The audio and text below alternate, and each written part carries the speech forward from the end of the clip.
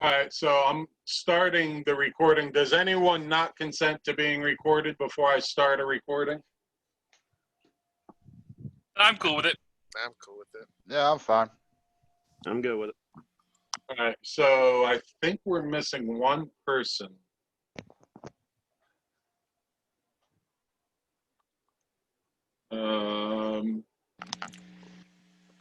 Andrew and Rook are not here. We normally have 7 players, Spencer.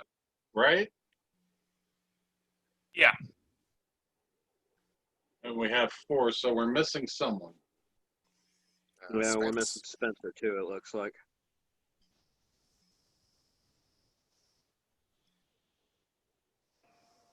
You want to shoot him a text?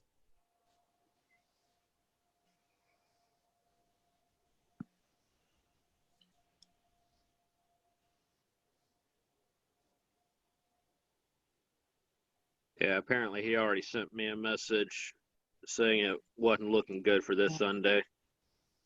Uh-oh. Yeah, that would be 3 down. All right. Then that's all right. 4 is still fine. I will give you guys a choice. I'll let you figure it out. I will take control of one character for this session. Would you rather it be Rook, or would you rather it be Delve, or Spencer, or the Wizard? So it's DP I'm thinking range, cleric. ranged, melee, or heals. I'm thinking cleric, just straight off the top. Just keep Delve around just for them heals. All right. So when we last left off, let me pull up Delve.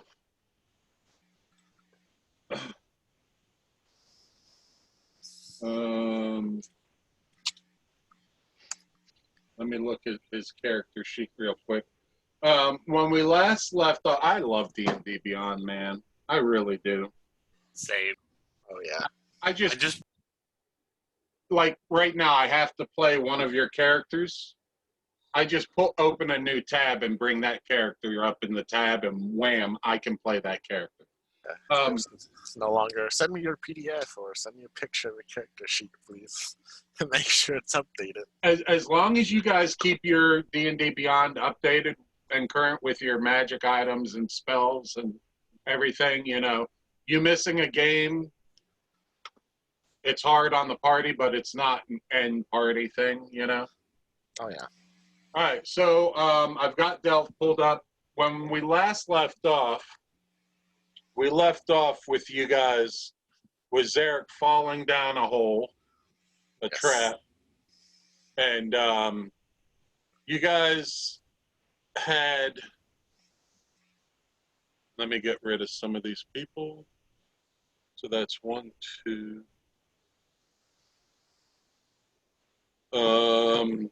Someone's not here. We've got Delve.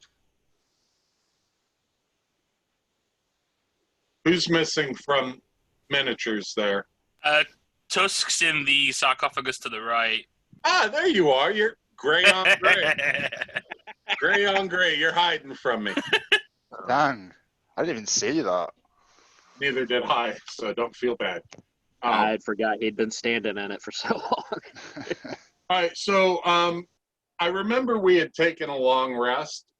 Where did we take that long rest? That was in the room where Tusk is, right? No, it was one of the sarcophagus rooms on the left side. I think it was this one, and the tiefling was in there. She barricaded herself in. That woman that we saved. So you do go over to that room, and the tiefling just starts crying and you can tell she just really doesn't want to be here anymore. So Rook and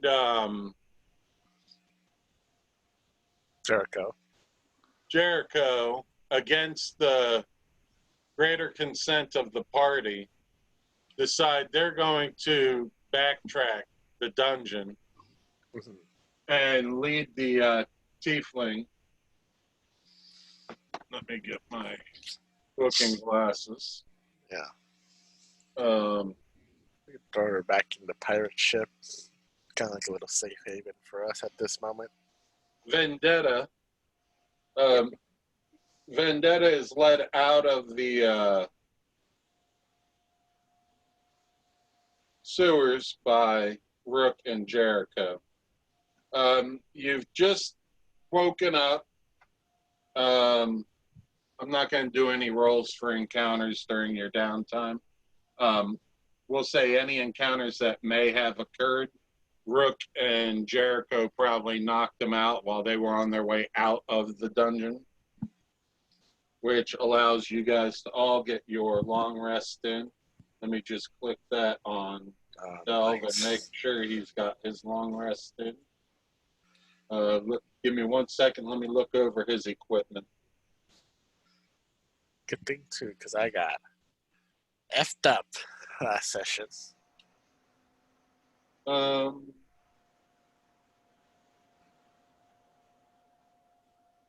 wow.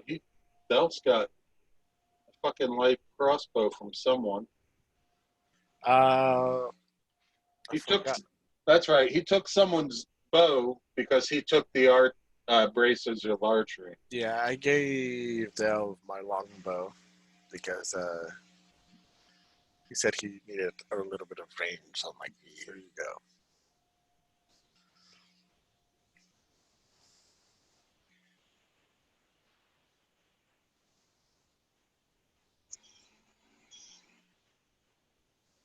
Okay. So Delve is here, but he's, the routine. I've played Spencer's character before. He's going to be hanging in the back. He'll always be the last in the order. What do you guys want to do? You know that over here, Rook, before you guys took your rest, over here, there was a hidden door. Oh, yeah. Let's break into that hidden door. My people is just, I guess we're going to have to do it the old-fashioned way and just beat our way in. Before we head out, do we want to come up with some sort of a plan? Because we don't know what we're going to face in there, and I'd rather have an idea of what we're going to do if things go down the shitter. Like if we get outnumbered or there's something in there that we can't face, we need a signal or something to just let everyone know to get the fuck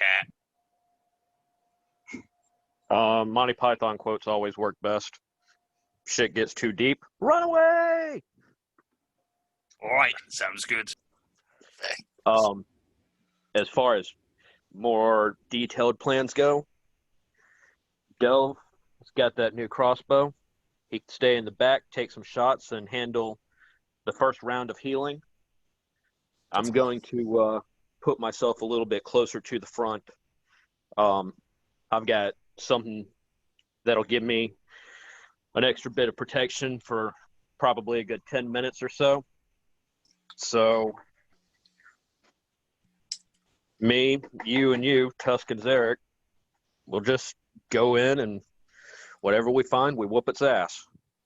So, if I know there's the big bastard in here somewhere, but if he's got any allies with him, do we want to take them out first, or do we want to just focus on the big one? Magic users first, big guy next. Yeah. I can distract the big guy for a while. Zarek, when we do fight the big guy, I think you and I should take up position either side of him if we can, just to try and give a bit of distraction, and it might put us in some sort of advantageous position. The classic double team. I love it.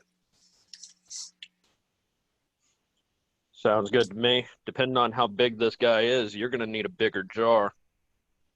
That is a good point. I'll see if Madame Z's got something when we get back to town. We'll get you a vase. Magic I jar. can't wait. I just keep expecting you to make soup out of that thing one day. It's going to be delicious. I actually have no idea what I'm doing with it. It's your version of a clone. So let's get a marching order set in. Who's taking up point? I think Zarek's going to be second in line. Right, shall I go first like we've done previously? Because it seems to work all right. Yeah, Yeah, let Zarek go first. I'll be right behind him. Yeah, it's We'll mostly keep because Delve of in the back. Yeah, I'm not even saying that mostly because of my lack of dark vision. And Araxian, you're taking up next to last. Yes, I'll make myself comfortable in the middle somewhere. Not at the front, not at the back. Rexian, have you got any range weapons besides the little magic that you spit out your fingers? We could have asked Jericho to borrow his wand of magic missile since he hasn't used it yet. I mean, I do. I'm not particularly good with it, but I do have a light crossbow. Sort of. Oh, right, that's okay then, because I was going to say you could take mine if you didn't, but if you've got it, we're sorted. Yes, like I say, I'm not very good with it, but I'll see what I can do. Sounds good. Is there anything that you are very good with? I've got a couple of extra weapons on me.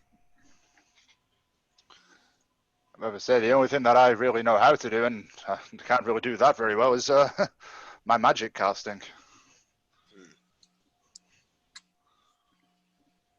Well, just make sure you try and keep away from getting stuck in close range. I will do my very best, and I hope that you'll keep them off of me. oh yeah, do not to worry. Yeah, we'll do what we can. You just stick towards the back with Delve. Right you are. Don't need to tell me twice. Right, it sounds good. We've got some sort of a plan. As best we can. Right on. Let's head out. Let's do it. All right, so you make your way through the torture room, and you get to the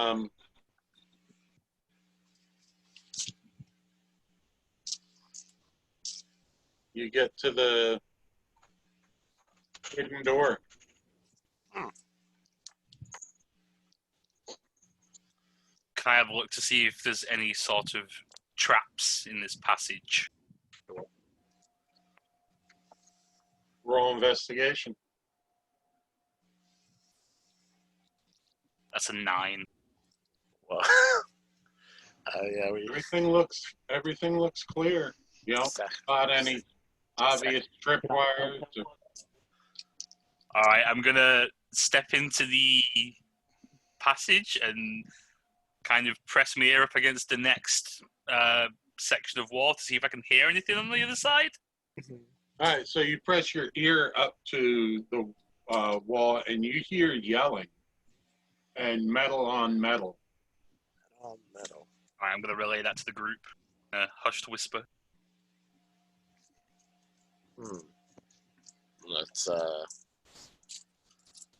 check it out. Can I tell how? Is it just one voice yelling, or are there multiple voices?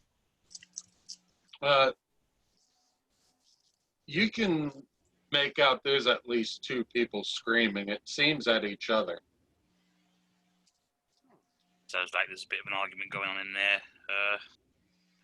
Let's Do we try and sneak in, or do we just break this wall down and go ham?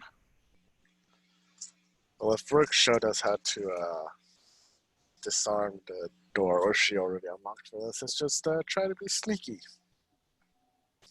I mean, not a lot of us are built for sneak. No, Particularly me. I just look at all the guys. Just walk in like we own the place. All right. All right, I'm gonna just. Looking. I'm taking that. Yeah, taking that hint. I'm just gonna walk into the next room. Looking for the deed. All right, so you push that door open, and you see there's a door off to the right, and the tunnel seems to curve around to the left towards the end. And when you open the door, the sounds of yelling and weapons hitting weapons intensifies greatly. It sounds as though the argument/fight is coming from up around the corner. And you can all hear this now.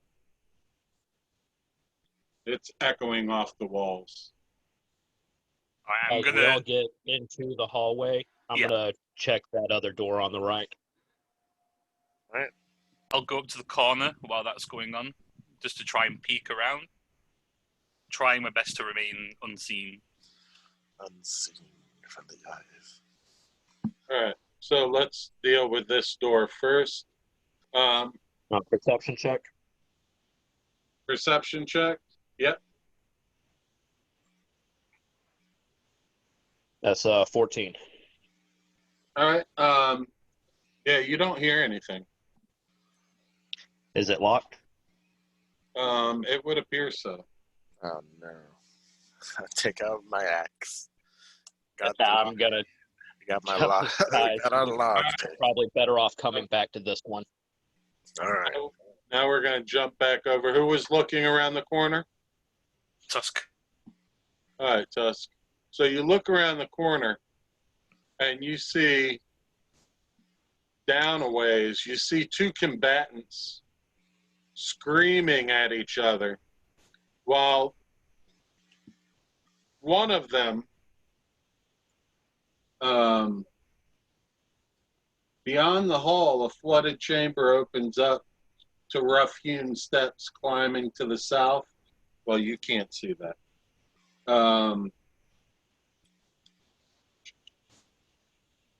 One of the men is tall, unarmored brute with a great club and a heavily scarred face, towers above his opponent, but is gravely wounded. The smaller figure is muscular, bare-chested. He clutches a bloody dagger in one hand and a torch in the other, and has no flesh covering his skull.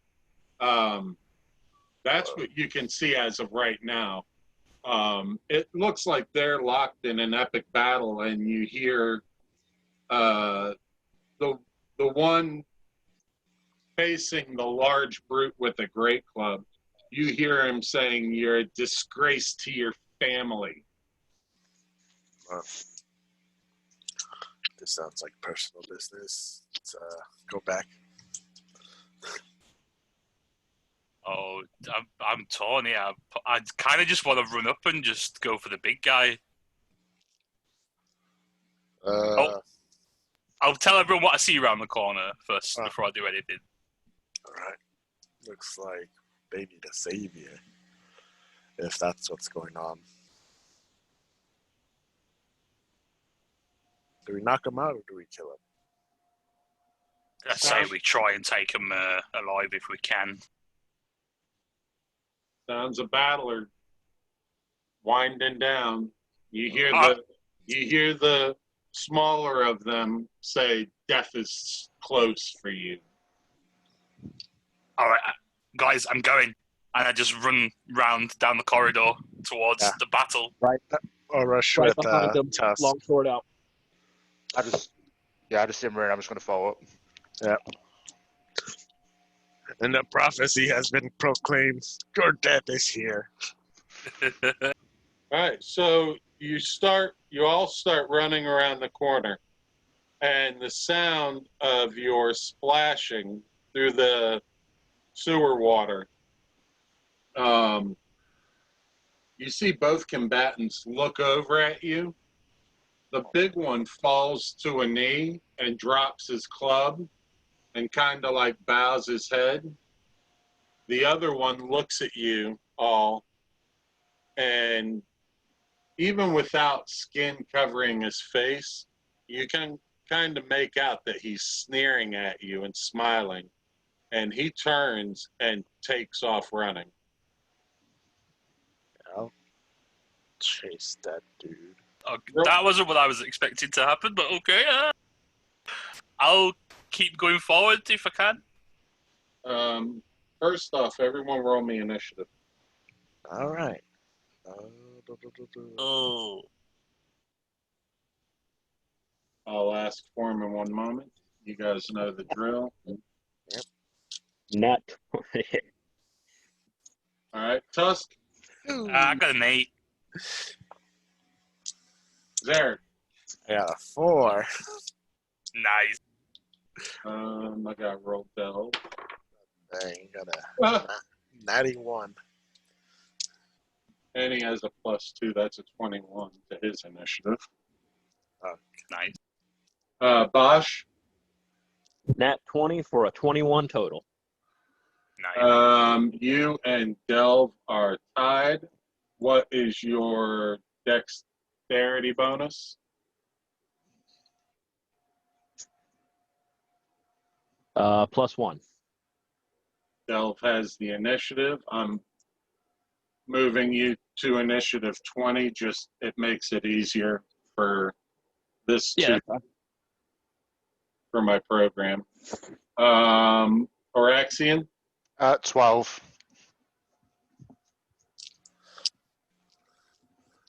All right, so Delve's got the initiative. Shit. He's all the way in the back.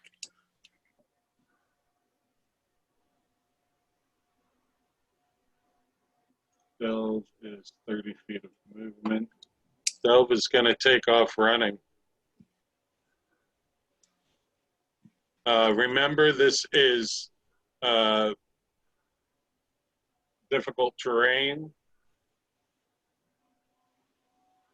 so he can make it to about there. Bosch, that brings you up. Actually, I'm wrong, because he would be using his Dash. he would be dashing. Bosch, you're up.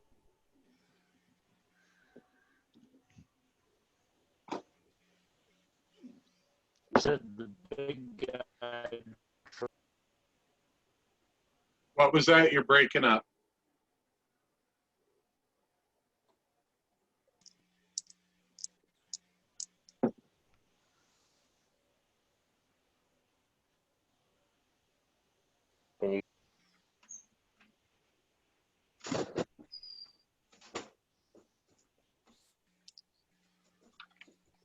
Hold on.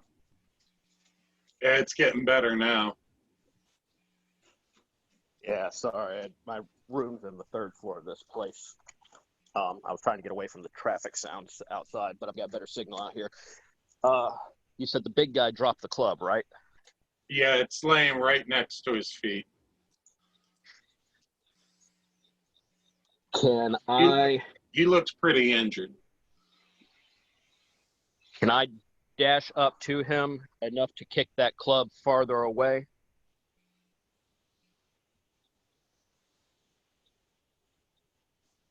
That would be your full movement to there. Oh no. Right on. I'm going to holler at the group. Go after the little guy. I'm going to ask this one a couple of questions. All right. All right. That brings up him. Actually, give me 2 seconds. Let me double check something.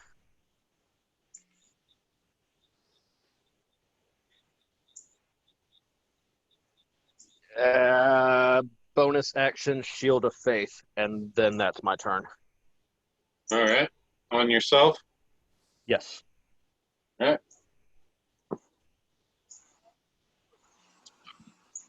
So the big man sees you all running towards him. And he reaches over and picks up his club. And he puts one hand up and out towards you. He says, I don't want to fight. My name is Mortlock. Mortlock Van Thur. Please, I need help. And turn.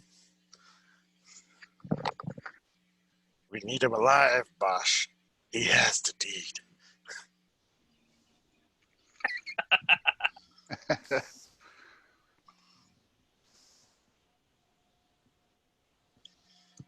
All right. That is going to bring up Araxian. Okay, so I'm here at the rear, is that right? You are, yes, at the very rear. Yeah, and this is difficult terrain, so is it half movement? Yes, it is. Yeah, I'm just going to move up as far as I can go. I've got 30 movement, so just basically up as far as I can go. That would be 30 there. Do you want a dash? Yes. That puts you right behind right behind Bosch.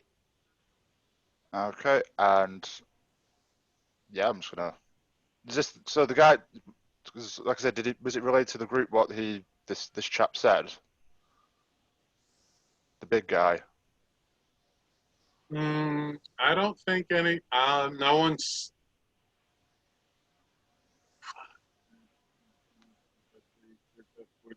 Well, you would have heard what I said. Right. Okay. That's what I was saying. Like I would have heard what you said. So yeah, Yeah. I'm just gonna end my turn there then. You would have heard Bosch. You wouldn't have heard Mortlock. Yeah. You heard, No, that's fine. you heard him saying something, but it was lost in the echoes. Okay. Yep. And the splashing of feet. That's going to bring up Tusk.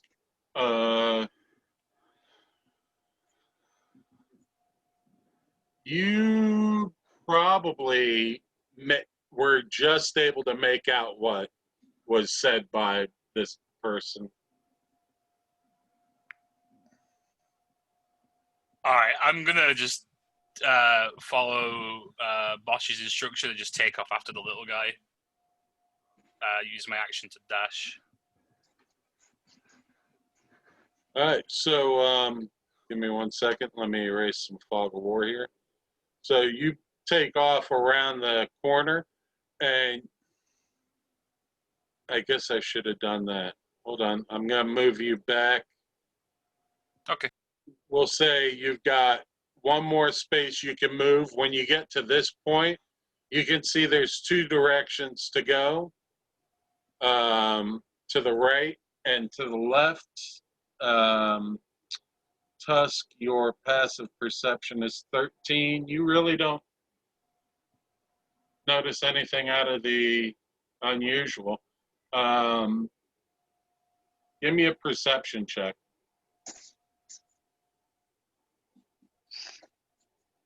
That is 14. Okay. So you're running through the muck, and you come to a stop, and you're looking at the 2 directions you could possibly go, and you're trying to figure out which way this stranger went, and you see watermarks like feet prints going up these steps. All right, I'm just gonna yell, "He's gone left!" and I'm gonna take off in that direction. All right. And that's going to be your last bit of movement there. Excellent. But you would be able to see a little more. You would be able to see into that room somewhat. All right. That is going to bring up Zarek. Zarek's gonna full on dash as close as he can towards my good friend Tusk. After I heard. He's going left. All right, you can get there. All right. He said left. I'll go left. And Delph takes off.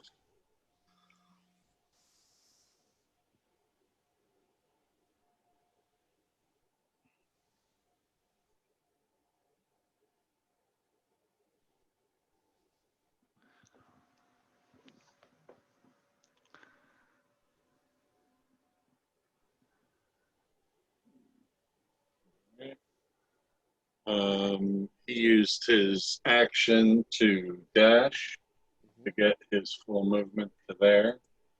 So that's all he's got. Bosh.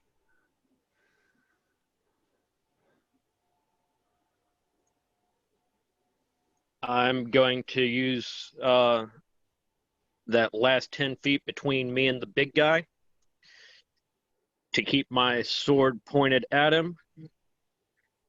I'm going to tell him to... So you're going to that square where I just moved you? One more. You're going right up to him? Right up to him, sword to his throat, and basically going to take my turn to talk to him. Drop the club. I won't let you die, but I'm not healing you right now. You need to tell me how many others are in here. Are there any magic users? He drops his club, but he puts his knee on it. He doesn't really drop his club. He's in a kneeling position from when he went down to the ground, but he puts the club on the ground and puts his knee on top of it. He says, I don't know how many people are in here. I came to find out what my vile family was up to here. I was ambushed.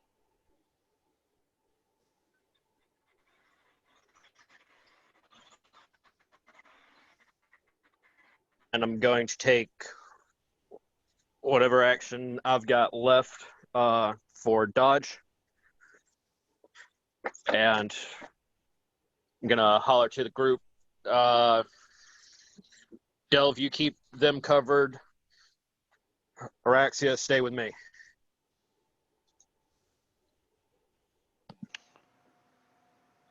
Okay. Ooh, this is going to get ugly fast. That doesn't sound good. That doesn't sound good at all. Oh boy.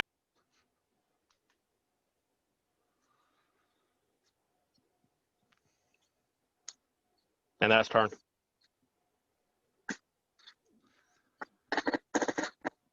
All right. Delve needs to make a wisdom saving throw. Our worst enemy. Oh dear. We shall all suffer. Oh. All right. Delve is safe. Oh, nice. Nice. And that is +7 to hit. That's going to hit.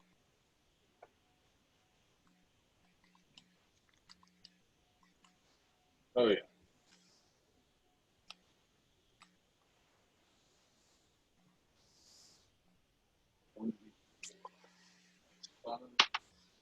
Woo! Oh no. Notice how nobody likes it when the DM gets excited? So you guys hear like a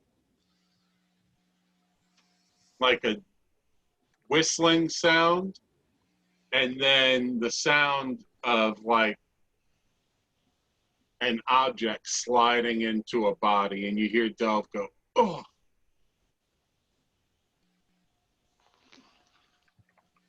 none of you can see exactly what just happened, but you see Delve kind of like get pushed back in the chest region, and you hear a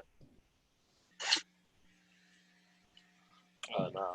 Shit. so Bosch,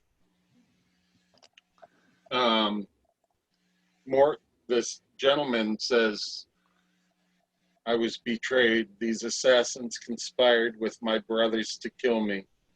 If you hadn't come along, I'd be dead. I owe you my life.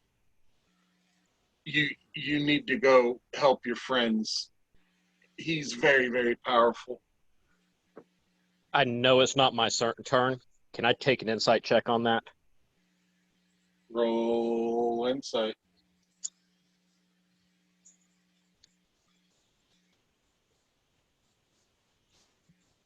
$19. He seems to be completely truthful. He's grimacing throughout what he's saying, holding a bloody gash on his abdomen, and everything he's saying just seems to ring of true. I mean,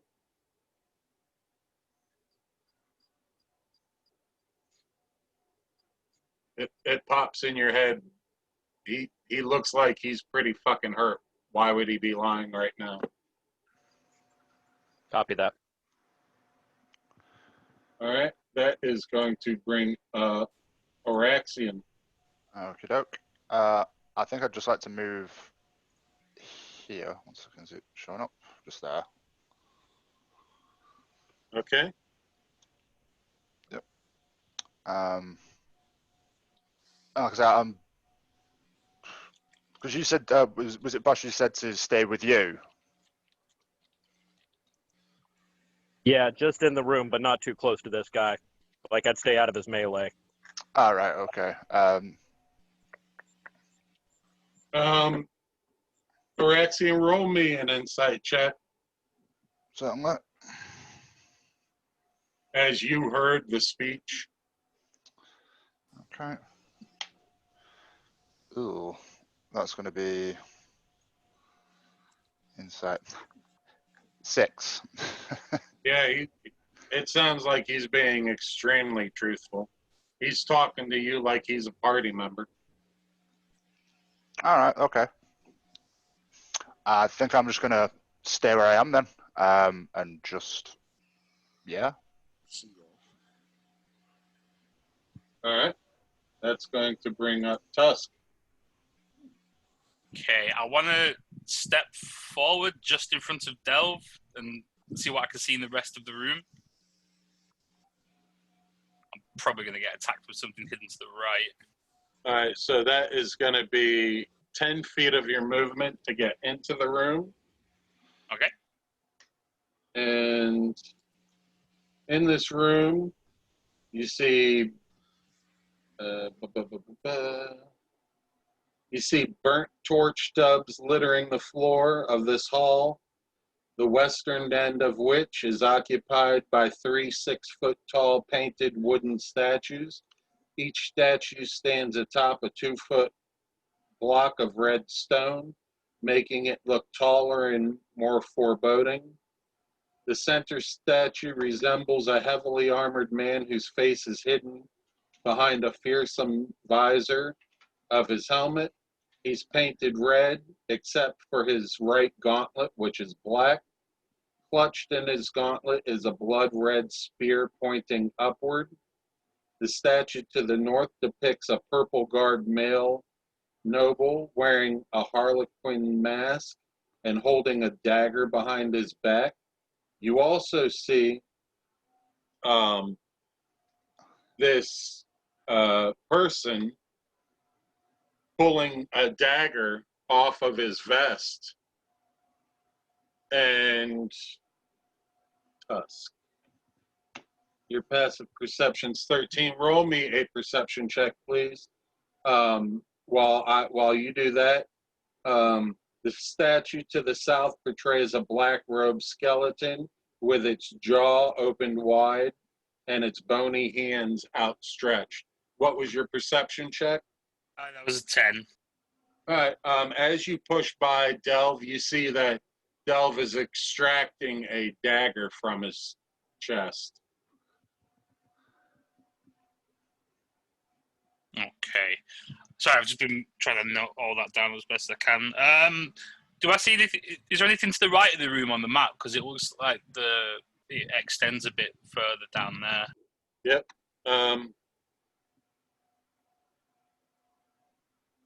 Okay. You see crates, lots of crates. All right. I am going to go over here. I think I can get there with the last of my movement. To where? I've clicked, as in, there, yeah, there. 10, 15, 20. Yep. And I'm just going to roll an attack on this chap. All right, roll the hit. That's a 25. That hits. Roll damage.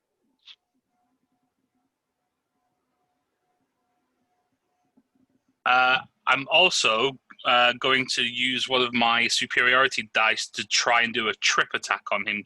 So he has to make a strength saving throw of DC 15 or become Strength or prone. dexterity? It's a strength. Strength.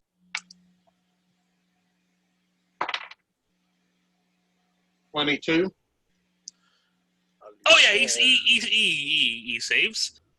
Okay.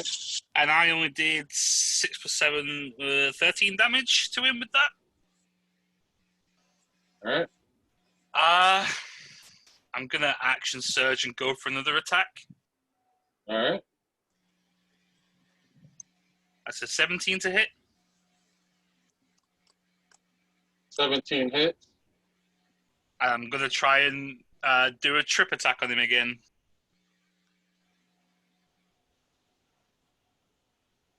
Does that trip attack, is that an action? That's a free No. thing you can do. Yeah, so whenever I hit an enemy, I can spend the superiority dice to execute a maneuver, which basically lets me roll an additional d8 on the damage, and also, depending on what I do, they have to make a strength saving throw or become prone. Yeah. Okay. 19. Yeah, yeah. And he takes 9 plus 7, 16 points of damage on that. All right. So what are you attacking with? A great club? Warhammer. All right. So your Warhammer, you go to trip him, and he raises a foot and avoids your trip. And as you go to bring your Warhammer down, a dagger comes up and definitely knocks the blow aside. You still take damage even if your trip attack didn't hit. Yeah, he would if he didn't have a ability that he could choose not to take damage. Okay. Oh, so did both miss? No, your first one hit. Your first one definitely made contact. Okay, cool. But he has a reaction called Unstoppable that he can use where he can reduce your damage to 0. So by the only clever DM way I can manage of saying he takes no damage is that's cool. He's deflecting your attack. That's cool. I just wanted to check whether both missed or not, but that's fine. That's my turn done, and I'm just going to look at him and say, "All right then, looks like things have just got a little bit interesting."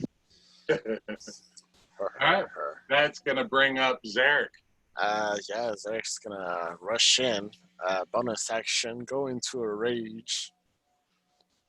Just rush in as much as he can. First person he sees, that's the first person he's gonna get to. All right, that gets you 30 feet of movement right there. Move my annotate because it's right in there. I'm gonna chuck a javelin at a. Oh, can I chuck a javelin? Yeah, I mean, you didn't dash, so The best. Are the statues attacking as well, or am I just seeing things? they're statues. I was just making sure these weren't like animated or something. Not yet. They don't seem to be. All right, but if I can get like an angle on and to like shoot a javelin at that guy, I'd do that. At the guy that we're hunting down.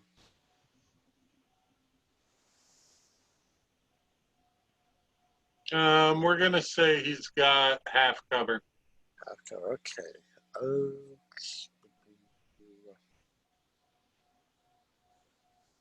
Let's hope I roll good. That's a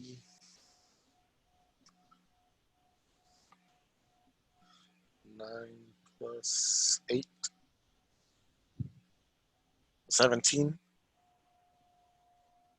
17 just hits because of cover. Nice. Sadly, I don't get my new cool thing. But that is 8 piercing damage.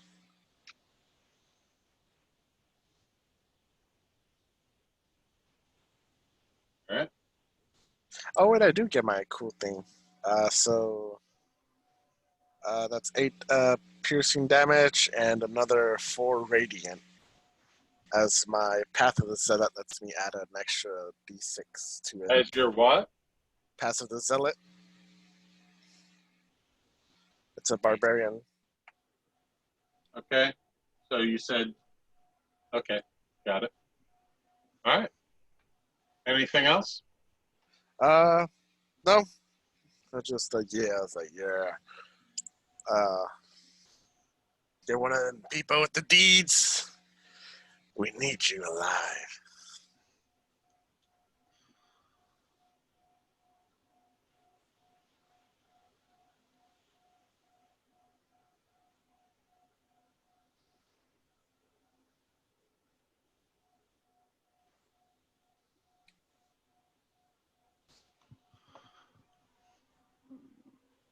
Son of a bitch. All right. Delve steps over and he says, "You like throwing shit?" And he lowers his crossbow and aims at the guy.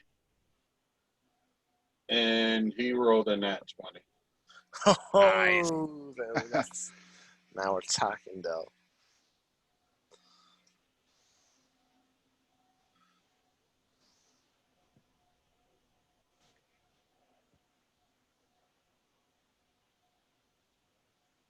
Maybe this battle isn't going to go as I thought it would. All right. That's going to bring up Bosch.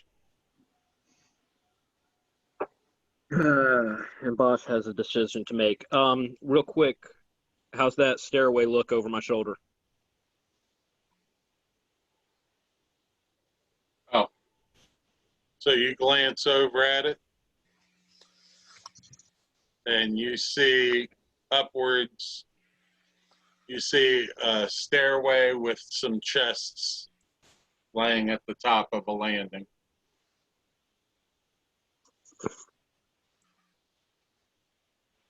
Right on. 2 seconds. Mortlock is still talking while you're deciding what you're doing. He says, "My family was paying the dead 3 cultists to murder people in the city. Their goal is to prove that the Flaming Fist can't do their job. Once the city stops paying them, the Flaming Fist will have less of a reason to stay in Baldur's Gate. With them gone, no one can stand in the way of my mother becoming the city's next Grand Duke. If she gets her way, Baldur's Gate will share El Terrell's fate and get dragged down into the 9 hells." What?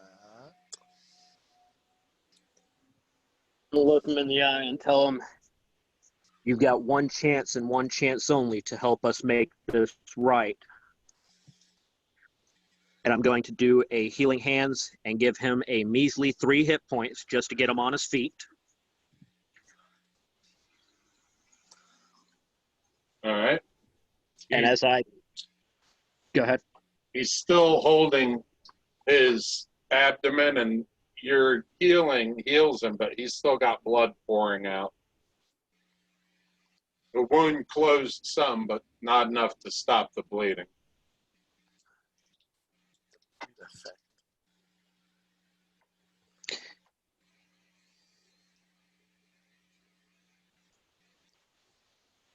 Normally, a spare the dying I would only use on someone that was totally down and bleeding out to stabilize them. In this case, would it stop his bleeding at all? I'm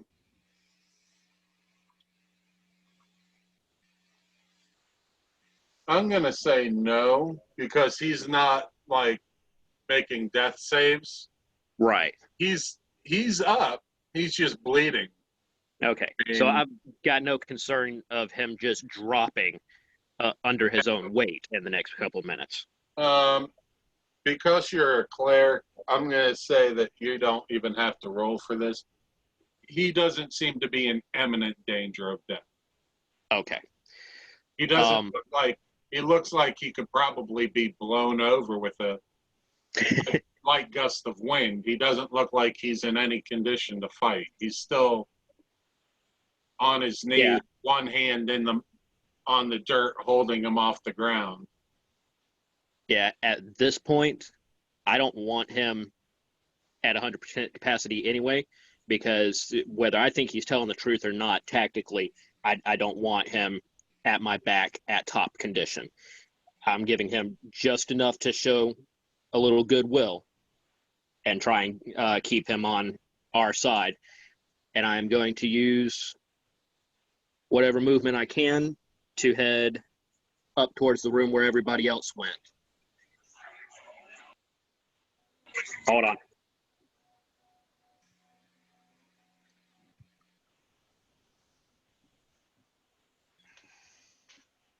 Are you going to use dash? That's 30 feet of movement right there. My healing hands was already in action, so I can't use dash. Correct. But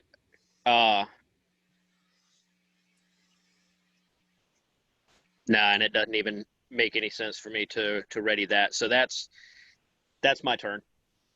And holler at Araxian. Come on.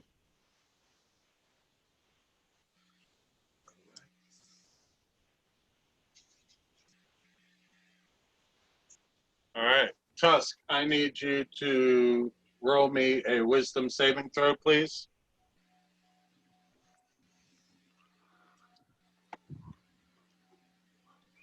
That is a 14.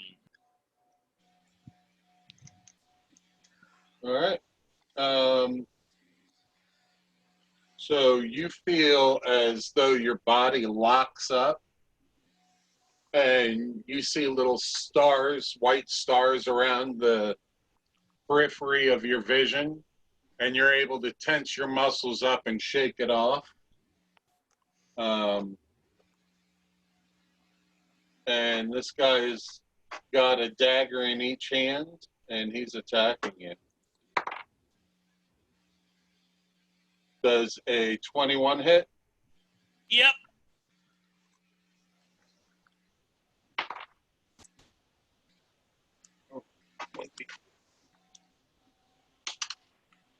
That is going to be for 14 points of damage from the first dagger. As the dagger slides in, you feel as though the dagger really, really wants to be inside you. Mm-hmm. Or it feels as though possibly it's just extremely sharp, and it just slides into you like butter, warm 14. butter. That's all. Does a 25 hit? Oh yeah, that'll hit. Just about. And that dagger comes in at you for another 14 points of damage. Ooh. Ow. Yeah, Aura of Murder is a motherfucker. What was that? That's what it was. The aura of murder. Yeah, it's passive. Kind of want to look that up and see what it is, but I'm not going to until after. I'll tell you what it is, but don't meta it. Oh no, I'm not. No, don't tell me because I'll yeah. It's a nasty little ability. Just a bit, yeah. All right, that is going to bring up. Actually, after he does that to you, he's gonna jump over the statue and land in the corner. And as he does that, I'm going to take a swing at him as he leaves my range. All right. Attack of opportunity. Take it. I don't think it's going to hit with a 14. 14 is gonna miss. Ah. Okay. All right.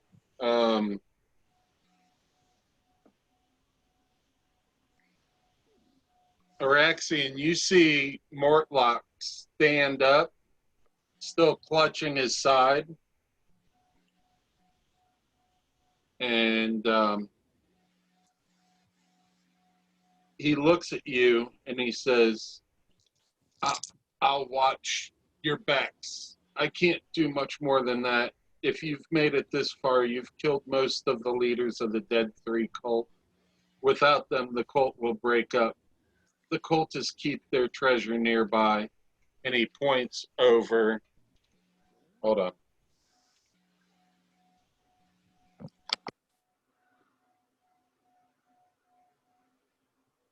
He points over to here.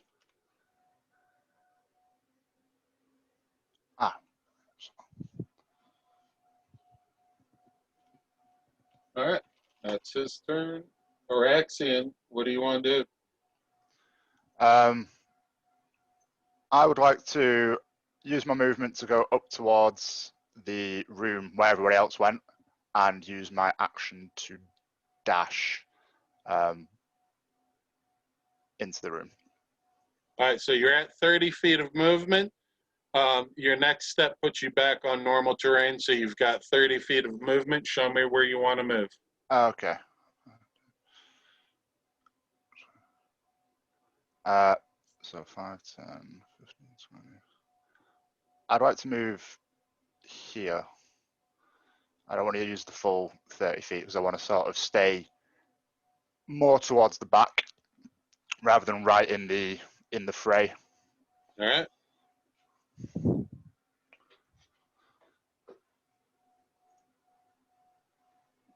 All right, that's going to bring up Tusk.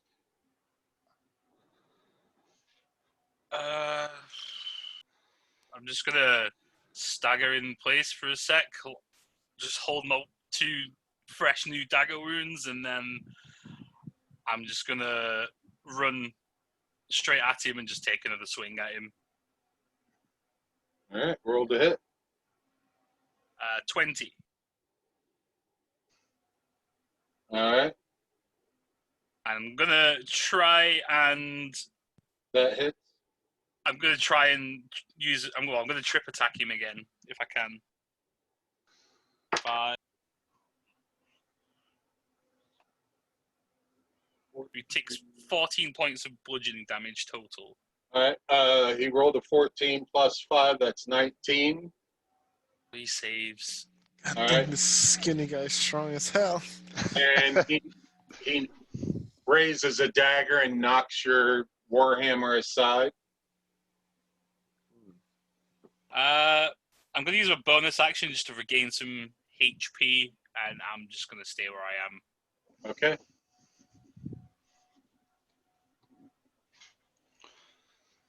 That's going to bring up Zarek. Yeah, Zer's just gonna push through Tusk and get on that empty square and take a swing with his great axe. Roll to hit. That was almost a natural 20, but that's a 14 plus. That's a 22 to hit. That hits. Roll damage.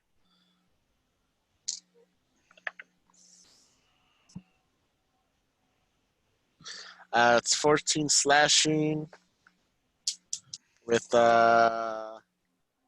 7 radiant. All right.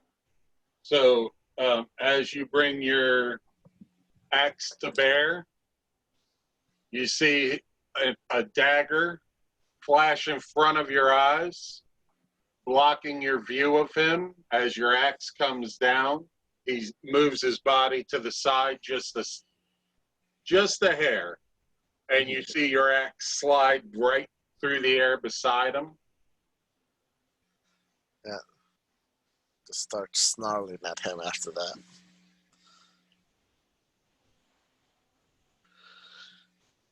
That's going to bring up Delve. Delve is going to loose another crossbow quarrel at him. Actually, no, he's not. He saw someone get hurt.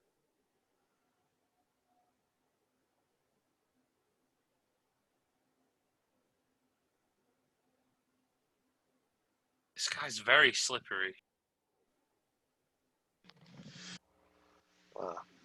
So Delve lowers his crossbow and raises his other hand up to grasp his holy symbol, and he begins chanting a prayer.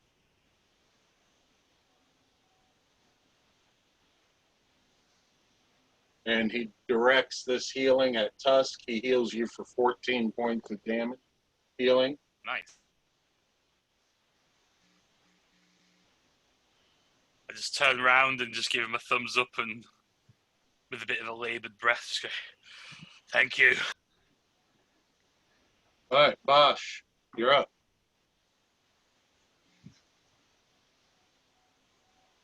Going to continue moving into the room. And then just once I'm inside the room. That's 15 feet of movement to get to there. One more. All right, that's 20 feet. You got 10 left if you want it. Nope, don't need it. We're going to do a sacred flame on... Nope, going to do a toll dead on this guy. Wisdom save 13.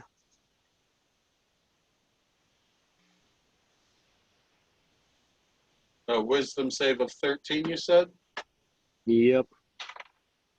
Well, he doesn't need any pluses. He rolled a 17.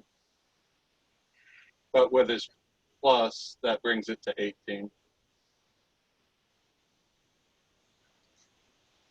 Right on. You said dex or wisdom? Wisdom. Yeah, he only gets +1. Yeah, and I figured his dex was ridiculous. As a free action, having kind of taken stock of the room, I'm going to be like, really, guys? It's just one guy in here? And I am going to ready my bonus action if anybody goes down. Actually, crap. Said I got 10 of movement left? Yeah. I'm going to get right up next to Araxian and then ready my bonus action. If anybody goes down, I am going to spare the dying. Okay. Including the bad guy. All right. And that's my turn.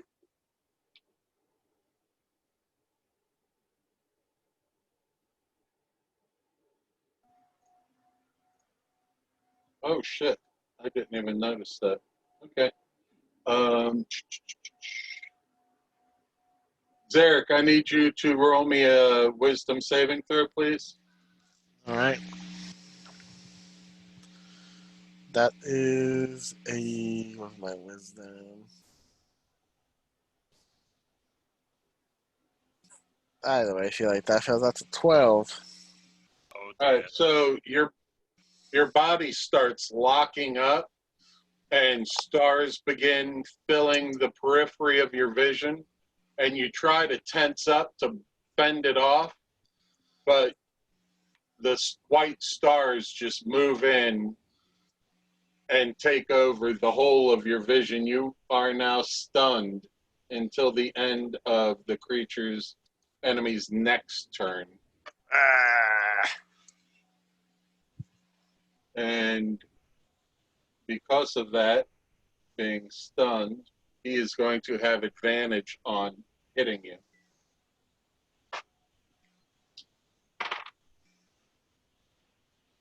Does a 25 hit? 25 does hit.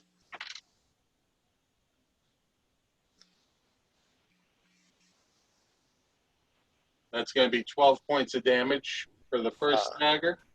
What type? Is it all slashing? Piercing. Piercing? That's good. So it's getting halved for me.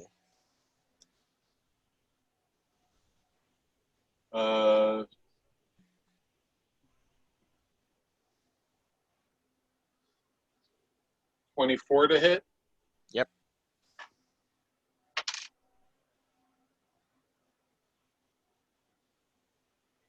And that's 18 points of piercing damage. All right, just 9.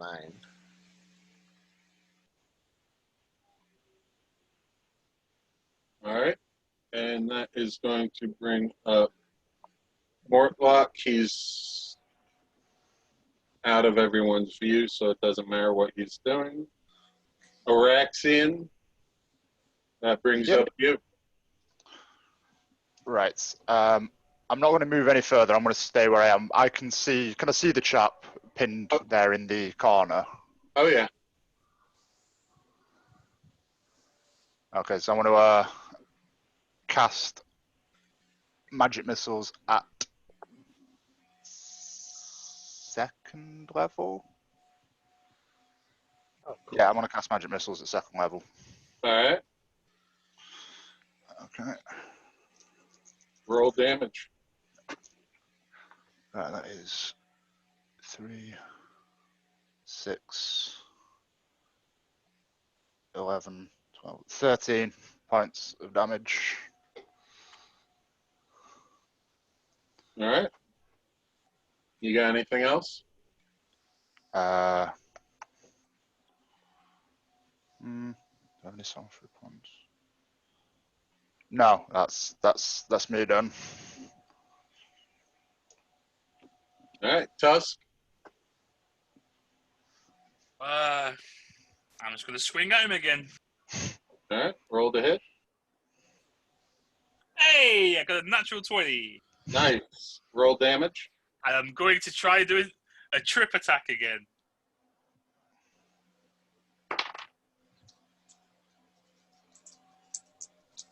$17. Yeah, he doesn't. He saves. God dang.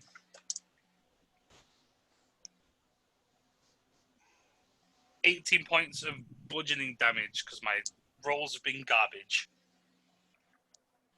Is that doubled already? Yep, that's 4d8s plus 7. All right. It's garbage. Anything else? No, I think that's all I can do. I'll end my turn. All right. Zarek, you are stunned still, which brings us up to Del. Yeah, just go. "Arr."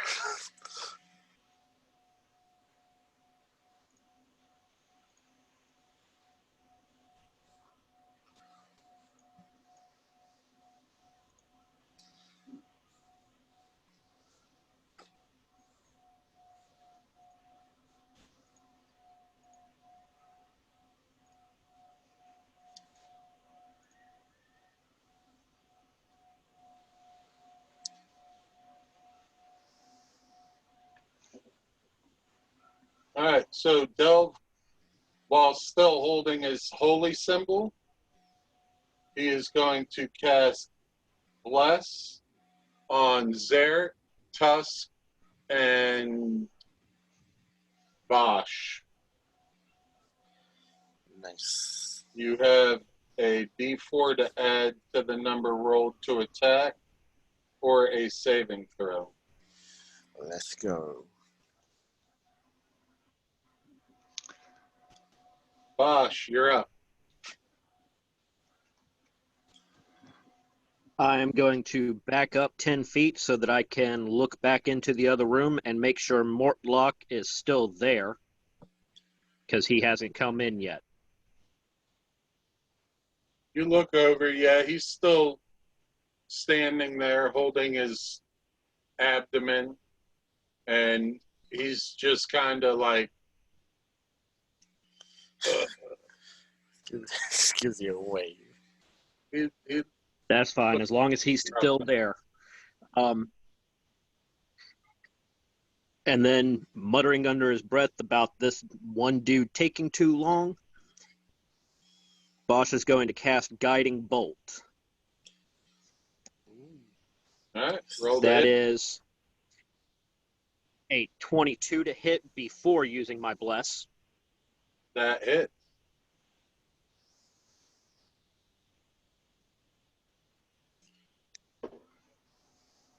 And 11 damage. I know Bless doesn't add any damage, He's looking pretty. and doesn't look like I've got anything else that can add damage to it. So after that, I'm going to move back to where I was, and same thing, ready that bonus action of Spare the Dying. All right.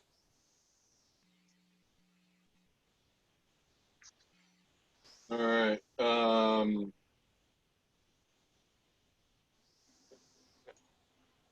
Araxian, roll me a wisdom saving throw, please. Certainly. Hold on one second, guys. What, Nick?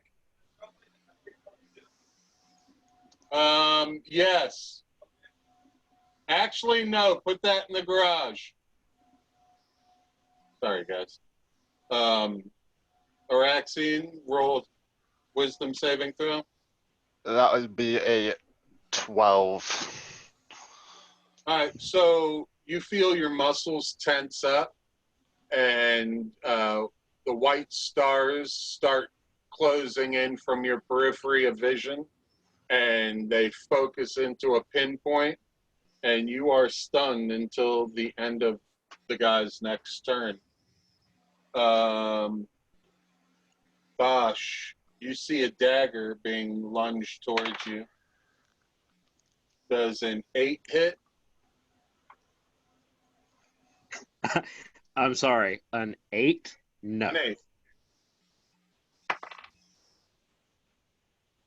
Does a 19 hit?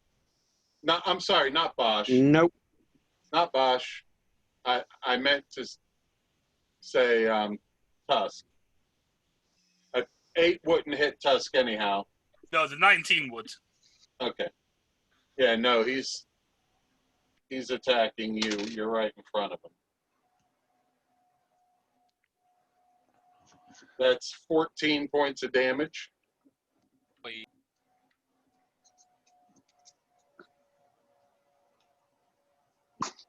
That's smart.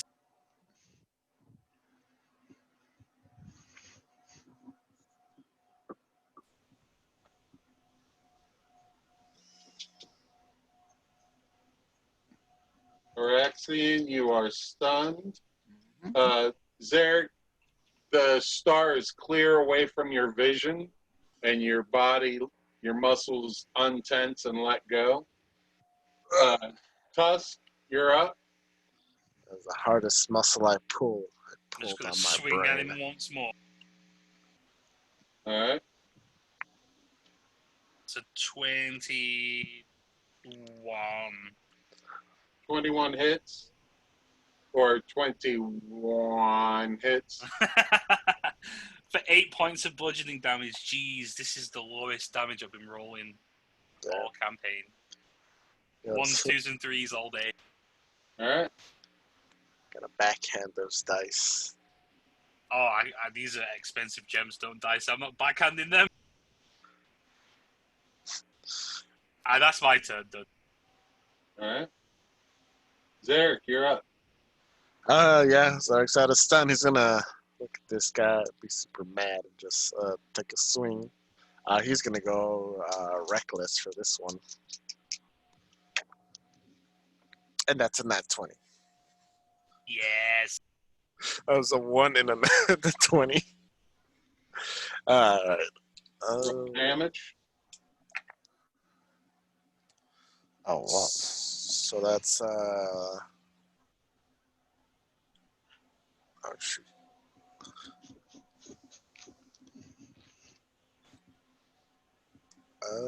Let's see. Odd numbers. My brain doesn't want to do math right now. So that's 23 slashing with my radiant damage.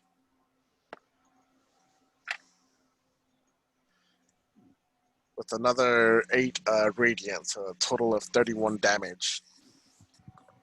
So you're pretty pissed off that you were stunned. So you jump into the air, raging, Uh-huh. and you bring your battle axe down, and you watch as it cleaves into his shoulder, and you hear the crunch of bone as it makes a diagonal cut from one shoulder and out the opposite side of his chest cavity.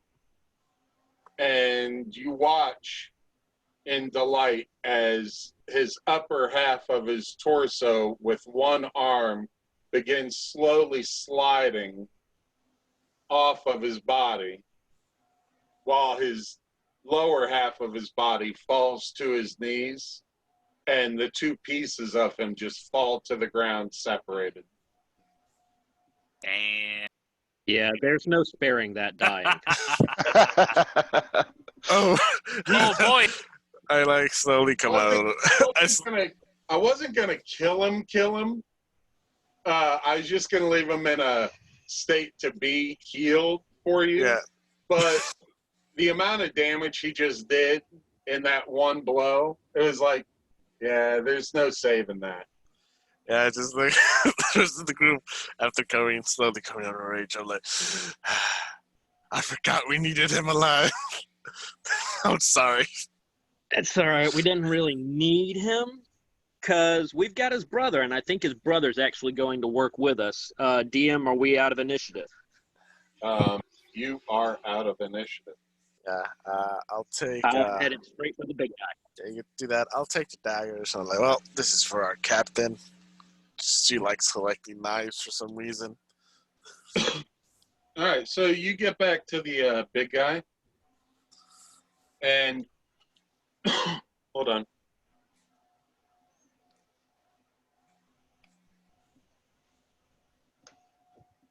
Are you all going back there? No, I'll stay over here. I'll stay with the body. It's just that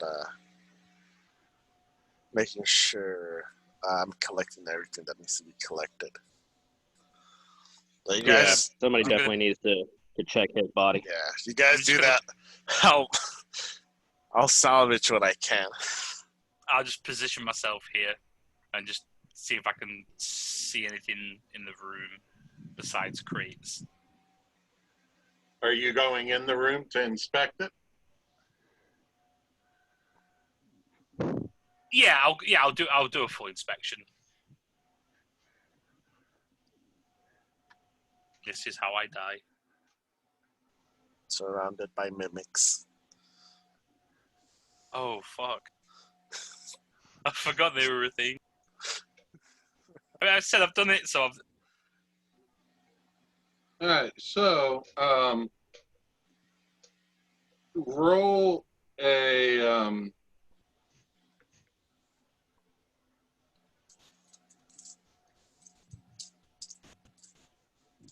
hold on. I need to verify.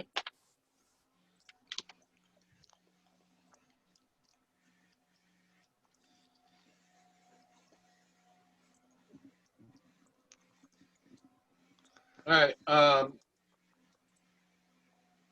So as you walk in, you see 9 wooden crates are scattered throughout the room, and you see rats moving around through them. Oh no. Are you going to go through the crates? Yeah, I'll shout out to Zarak and just say, I'm just going to have a look through these crates in here. If you don't hear from me in a minute, come looking for me.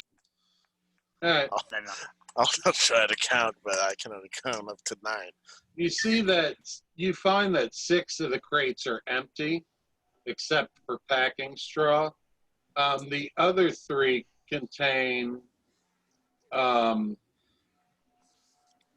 bunch of stuff. One of you want to write this stuff down so Rook doesn't blow a gasket when she returns?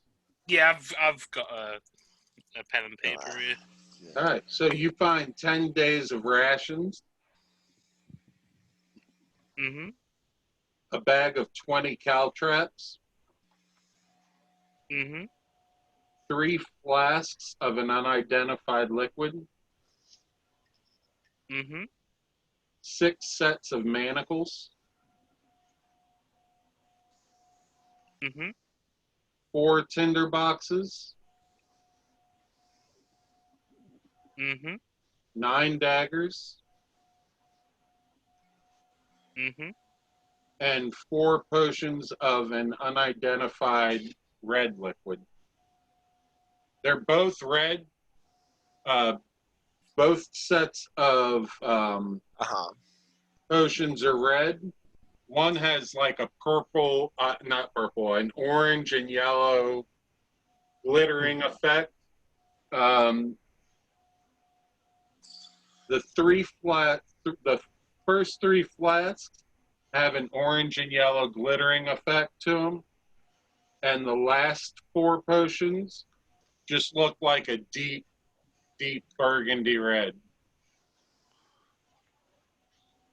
Okay, so just to make sure I got this right, so the 3 flasks of liquid are the red but with orange and yellow sort of glittering effect. Yep. And the 4 potions are a deep red, just deep red. Yep. Yes. All right, cool. All right. And you also wander down because a chest has caught your view. Oh yeah, I'm opening that straight up. You open that, you find this crate holds roughly about 60 torches in it. Oh, shit. Nice. Jackpot. Oh, sorry. I take that back. Oh. That's a lot of You torches. find 5 torches. Oh. I misread. What is It's a difference okay. by magnitude? Well, it says the crate can't. That's the part my eyes skipped over. The crate can hold 60 torches, but it is in need of restocking, and it only holds 5 torches. Oh, Sometimes I'll speak without reading the full description. yeah. It's So, fine. Can I just go on and scoop all that into my bag? Sure. All right, so we're going to jump down to Delve and Mortlock. Mortlock has moved over to these steps that lead up to a dry area, and he's still holding his side, but he's sitting down, seems to be taking a load off. And he says, "You killed the Death Head?"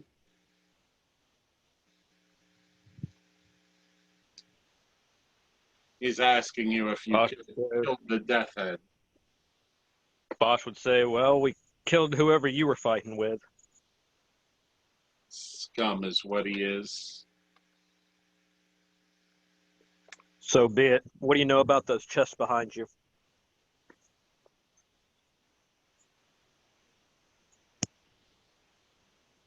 I just know that's where the dead 3 cultists were keeping their treasure.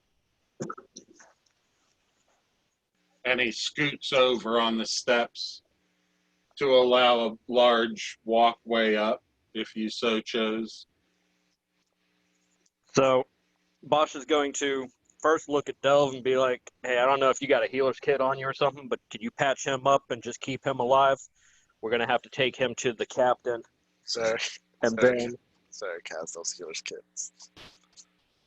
And then I'd look over at Araxian. Hey, you're a pretty smart guy, right? Oh, I like to blow my own horn, but yes, I suppose I am. Right on. Let's go check out these chests. I want you to look around and see if you see any traps. And I'm going to take a minute to do a ritual to see if there's anything magical in here that we need to be worried about. So Delve walks up and places his hands on Mortlock's wound and begins chanting a spell. And you hear Mortlock sigh. Oh, that feels so much better.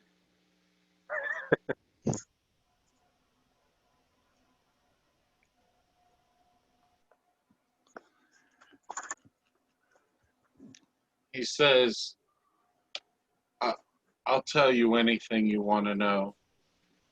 Don't bring me before any guards. It's a death sentence for me. Not from the guards, from my family.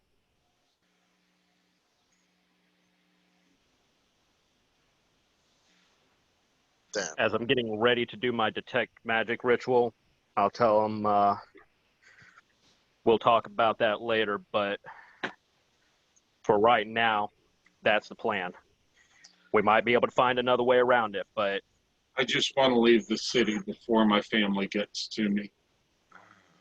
Sounds like we got a new crew member. Yep. do you know how to sail?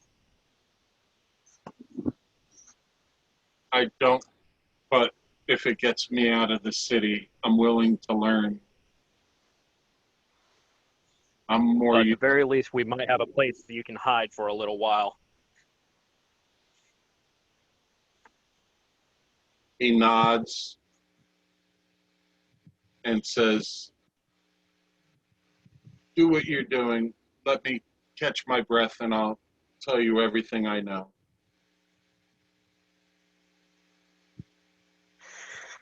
He's Right standing on. up and leans his great club against the wall and he starts stretching his arms. I mean, he's just a massive, massive hulk of a man. Is he human? Oh, yeah, he's human. I mean, you couldn't hardly tell through all the Just a scars big old boy. on his face. I mean, his face is pretty tore up and scarred up. But yeah, he's human. He's just a hulk of a man. All right, so what are we doing with the room? Checking for traps, and I'm Yeah. casting detect magic. Yeah, I'm going to do the checking for traps, so I'm going to come up to the room and just see if I can see any traps in and around the room that might go off if we Roll try and get the treasure. investigation. Yep. Rejoin the group if that's okay. That is a 14. All right, so you don't see any traps anywhere. Okay, I'm just going to relay that information back to All right, so you see 4 chests, and each one of them has a padlock on it. Oh dear. Oh. Rook! Rook is gone. Rook! Anything magical? I was in about to here? say, I was about to ask anyone if there was does anyone have any lockpicking skills? Mortlock, do you know the where they may have kept the keys to these? I have an axe. But Zerk right now is searching the corpse he just killed. He says there's normally one person who has a key ring. I think I saw him dead on my way in here. I don't know if he still has the keys on him or not. Bosch, you have the keys. You have a set of key rings. Yeah, I totally grabbed a set of key rings from Rook before she left. I'm sure that's what happened. Yeah, Or you we'll gave say it to that her. happened. Rook on her way out tossed the key ring. Awesome. After deciding whether or not there's anything magical in here, I'll start opening chests. So you notice that something inside of one chest is glowing. You can't really make out too well through the wood, but it is something in that chest is glowing. So we'll say that's the chest that you go and unlock first. Yep. You find Assume. Go ahead. you find 4,500 copper pieces. The two things Is our that note taker getting this? Yep. the two Okay. things are glowing are two red crystal vials with golden stoppers.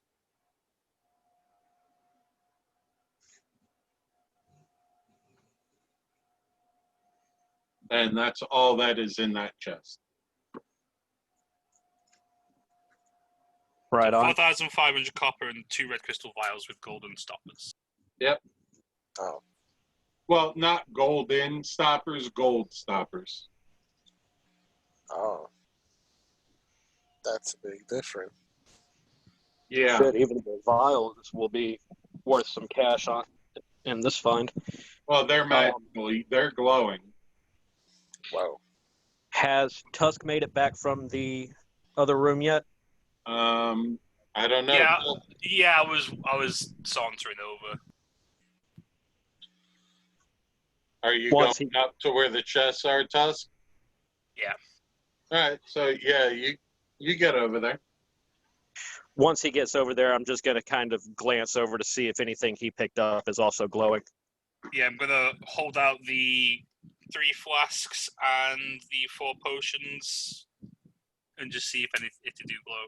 The 3 flasks that are red with the orange and yellow effects, they don't seem to be magical. Actually, let me look that up. I'm not sure if that's magical or not. I don't believe it is, though. Magic glue.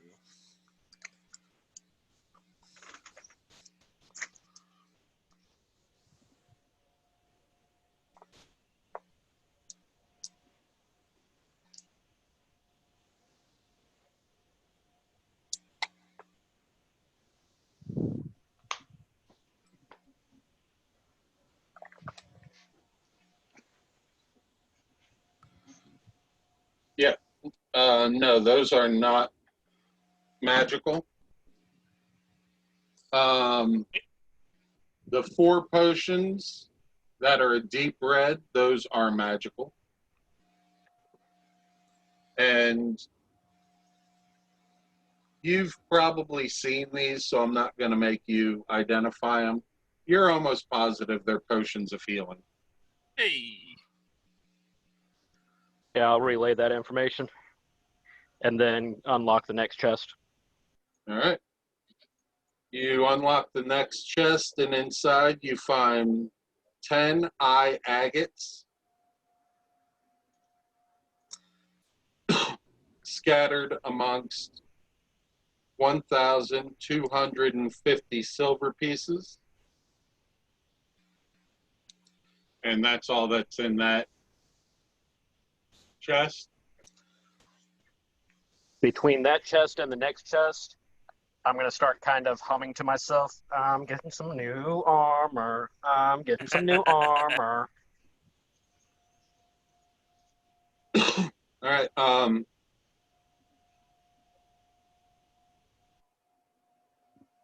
What do you want to do? Next chest. All right. So you open the next chest, and you see 3 delicate porcelain masks in the shape of like a dragon. They're just white bone, white porcelain, but they're shaped like a dragon's face. And those are resting on a bed of 2,400 copper and 500 silver.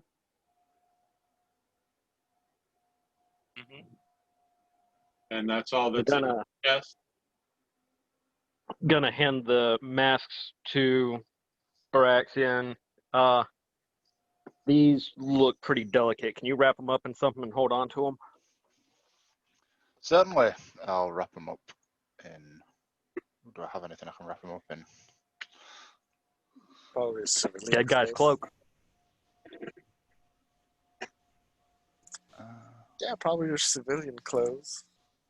Yeah, I've got some things to wrap them up in, like just clothes in my bag. And then I'll Yeah. open the last chest. Yeah, I'll just do that as delicately as possible.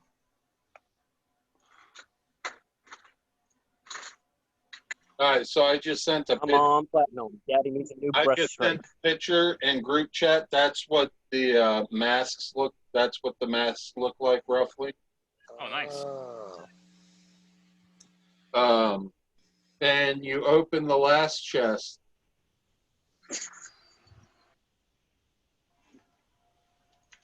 10,000. and you see a bronze crown with 5 spires. Each spire is shaped and painted to resemble one of the 5 kinds of chromatic dragons: black, blue, green, red, and white.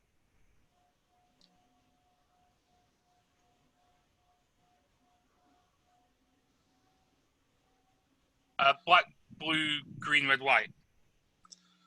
Black, blue, green, red, white. Yep. All the chromatics.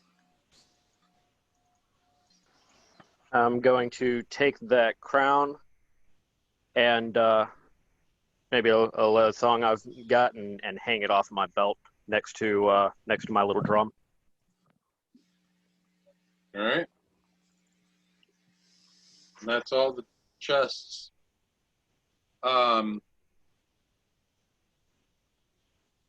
Mortlock stands up and he says, "My mother is one of the 3 remaining members of the Council of 4, which governs Baldur's Gate. She was instrumental in convincing older Ravengard to travel to Elturel and meet with its High Overseer, Thavis Krieg. With Ravengard gone, the Flaming Fist is leaderless and vulnerable. The dead 3 cultists receive regular payments from my brother Amric, who runs his own money-lending business out of a tavern called the Low Lantern. My mother doesn't expect much of me, but she thinks the world of that asshole Amric. He's always been her favorite. My oldest brother Thirstwell uses imps to spy throughout the city. He has this bathhouse under surveillance and probably already knows we're here. He's very sickly and seldom leaves our mom's estate." What was the other brother's name? Sorry. Amric. Amrik. He runs a money lending business out of the Low Lantern. Who was? What's the name of the guy with the imps? Sorry, or is that the same person? Thirstwell. Thirstwell, Thurstwell. Wow. And the mom's name? He hasn't said it. Are you going to ask him?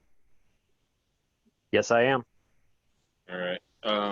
I know it is. I just need to make sure I give you the correct name. I already know what her name is. I just want to.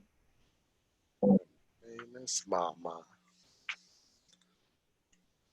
Her name is Tamara, THALAMRA, and anyone addressing her had better use her title Duke. Tamara Vanther, Sthampur.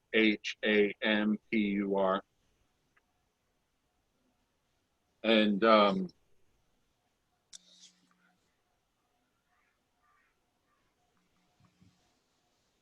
he said he was coming down here to find out exactly what his family was doing and to try to disrupt the evil pouring out of this place.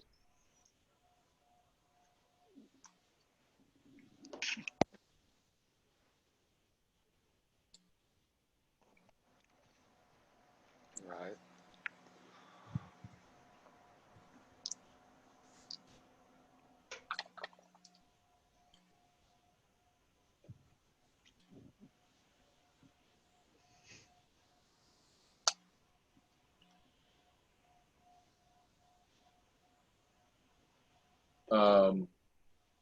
He tells you that he believes his brothers are conspiring to have him assassinated,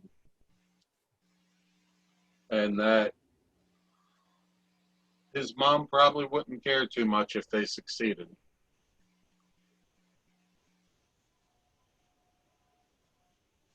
Well, we're going to do our best to keep you alive, which means that we're going to have to sneak through the city. If we're under surveillance, that's going to be rough because, big guy, you're not going to be easy to hide.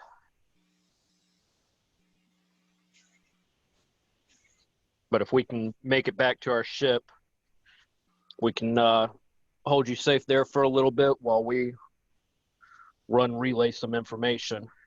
So he stands up and starts walking away from you towards the room where the statues are, where you just fought the battle. And you see him go over to the body that's laying there.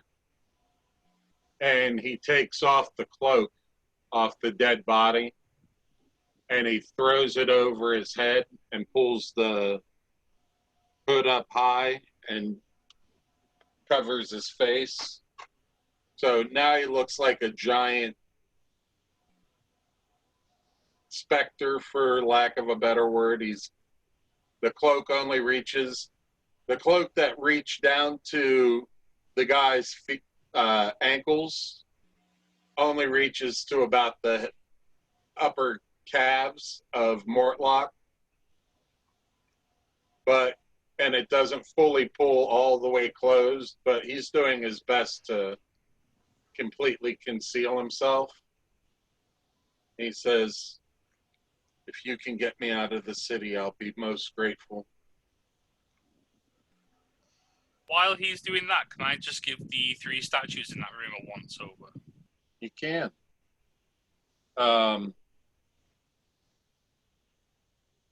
He does mention that you've struck a mighty blow against the cultists of the Dead Three, but to really end the terror of the Dead Three, you should probably start with his brother Amric, and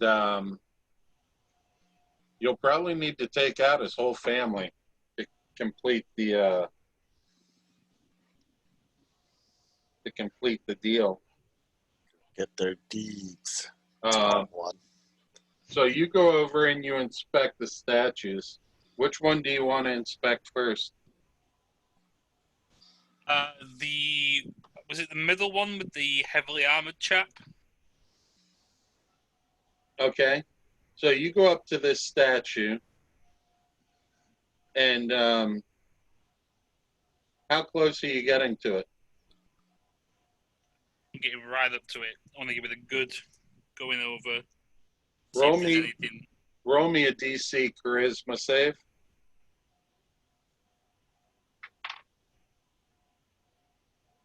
That's a 10. All right. You feel as though you're compelled to drop to your knees and bow your head. I drop to my knees and bow my head.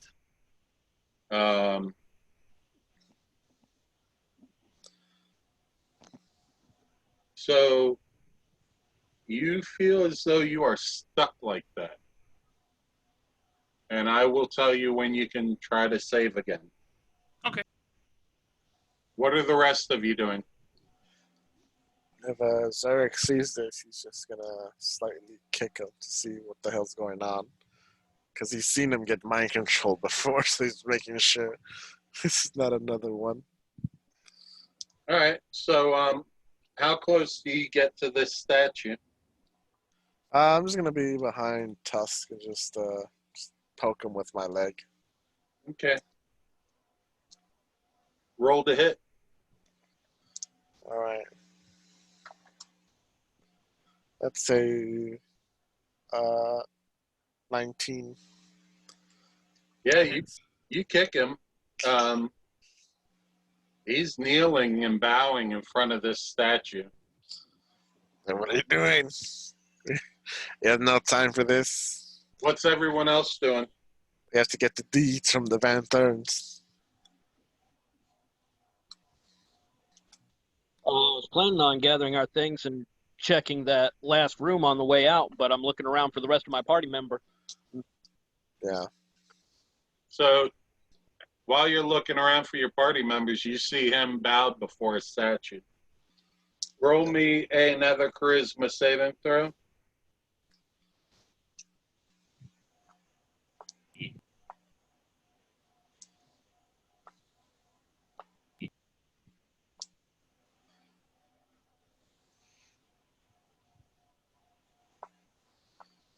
Rolls have not been good today. What was it? Oh, sorry, I didn't know it didn't come through. 3. Yeah, you're still bowing. You feel as though there's an invisible hand holding you down in a bowing prone position. All right. If Zarek sees this, it's taking too long. I'm gonna grab him by the back of his collar, or the back of his plate collar, and just start dragging him towards the other room. Zarek, roll me a charisma saving throw. Oh, what have I done? Let's double check my charisma. That's a flat 17. All right. Yeah. What's your strength? My strength is an 18. It's a +4. Okay. So you're able to pull him out of All right. Enough. the range, and you no longer feel the sensation of needing to kneel in front of this thing. All right. So that's enough prostrating yourself to a statue. But I don't know what came over me. I don't believe in gods or religion, but I just looked at that statue and I just felt like I had to worship him. I don't know why. That's weird.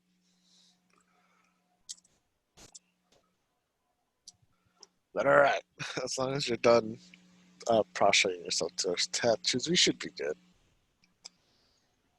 Just going to slowly back out of the room, just keeping eye contact on that statue as I do so. All right. You all right? I think so. I just wanted to see if we'd missed anything behind the statues in that room, and something just came over me. I just felt the need to worship the man in the heavy armor, and it was like I wasn't in control of myself. I couldn't leave. I just had to stay there and stay bowed and praying, and I don't know how you religious folk do it. Well, honestly, neither do I sometimes. Faith is a weird thing, but having gods that are so demanding as some are, I think makes it worse. Yeah, that didn't feel anything like faith. That felt like I was being forced. Subjugation. Yeah. Sounds like Whatever it was, I don't want to have to experience that again. All right. guys want to do?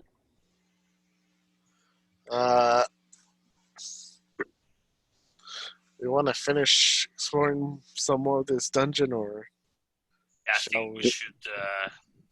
I'm gonna ask a big guy over here if he's met like the person that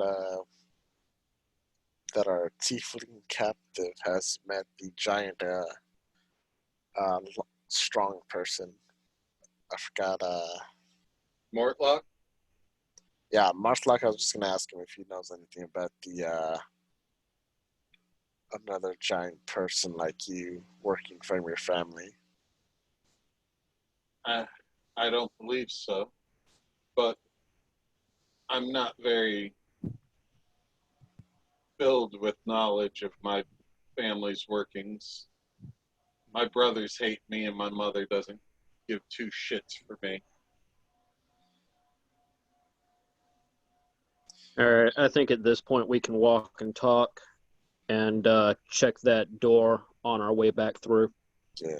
All right, so as you're walking and talking, Mortlock sees you making your way to that door, and he says, "Don't bother.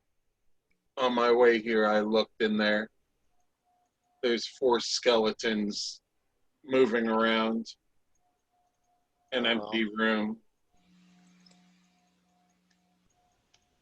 Did you vanquish these skeletons?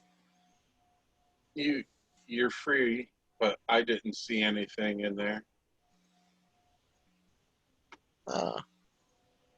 We're going to put you guys back into marching order." Yeah. Might as well double check, right, Bosch? Eradicate all evil is what the good of people do, right? Just asking. Yeah, I think we need to take care of them. Yeah.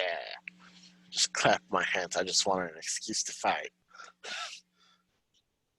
Of course you do. Not that my weapon can light up by itself.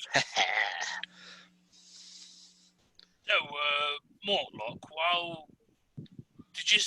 while you were making your way in here, did you see any hidden doors or people coming out of things where they looked like they shouldn't have been coming out of them, like hidden passages, that sort of thing?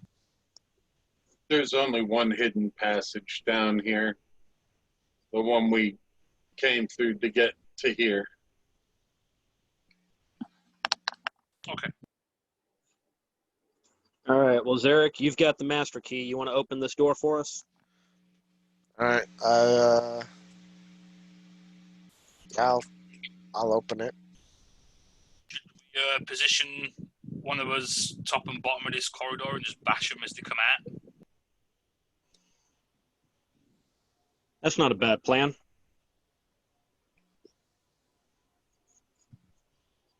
Sorry, I moved the... It's all right, no worries. Yeah. All right, so you open the door and you hear the splashing of feet. All right. Can we ready some actions? Yep, I'm ready in my hammer. Yeah. Kick open the door, go into a rage, and Ready in the longboard. first skeleton I see, I'm gonna take a swing at it. Are you stepping into the room? Yeah. Just kicking open the door while I rage. All right, you see one to your left, one diagonally to your left, one to your right, and 2 more off to the left. All right. I'll hit the first one right next to me then. All right, give me 1 second. Then I'll move in a little bit closer as well.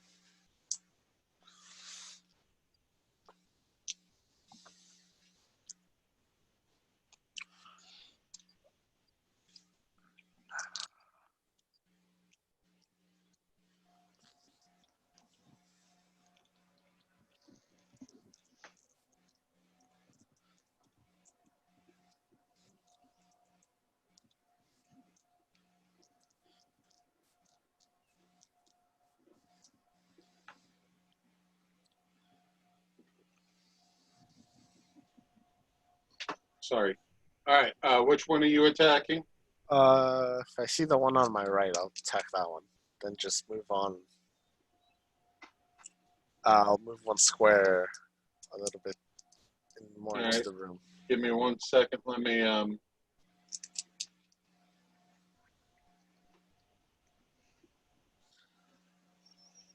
I have to do this before we can start that. You're gonna get your attack, Zarek. Everyone out. Well, everyone, roll me initiative, please.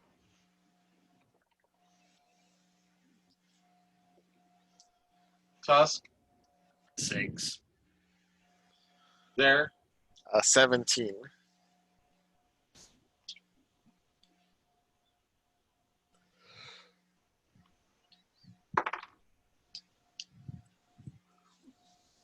Bosh. You're muted, Bosh. What was that for Bosh? 7. Okay. Araxian. I got 7 as well.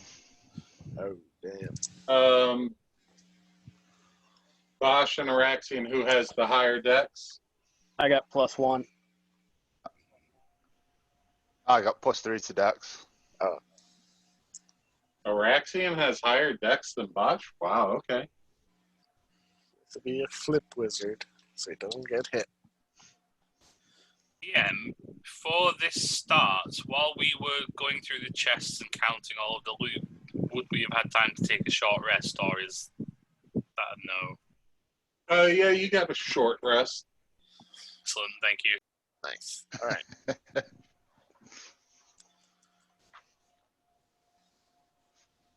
All right. So Zarek, what do you want to do? Yeah, I'll step one square more into the room so I can let other people in, and then I'll take a swing on the guy on the right. And I'm already raging, so that's a 16 to hit. Which one are you attacking? The one in the corner by the door. Okay. 16 to hit, hits, roll damage. All right. That is 17 slashing with 4 radiant. All right, so you bring your axe to bear on this thing, and as you cleave it down, bones just explode everywhere,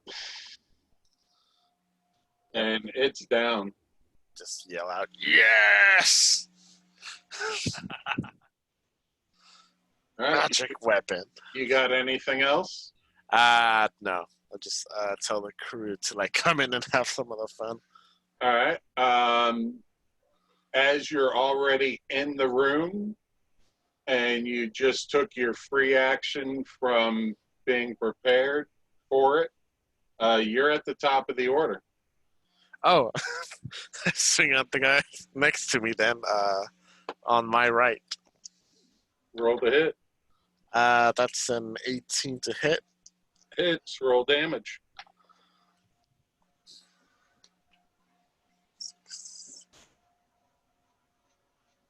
It's 14 slashing with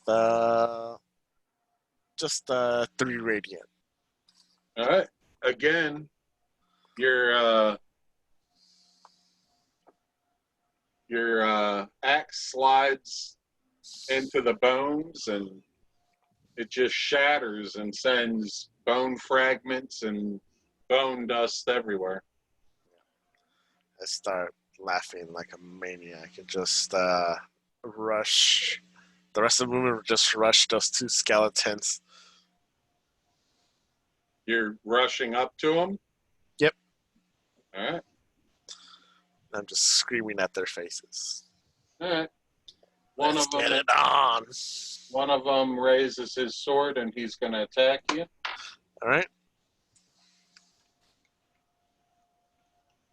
Does a 23 hit? 23 does hit.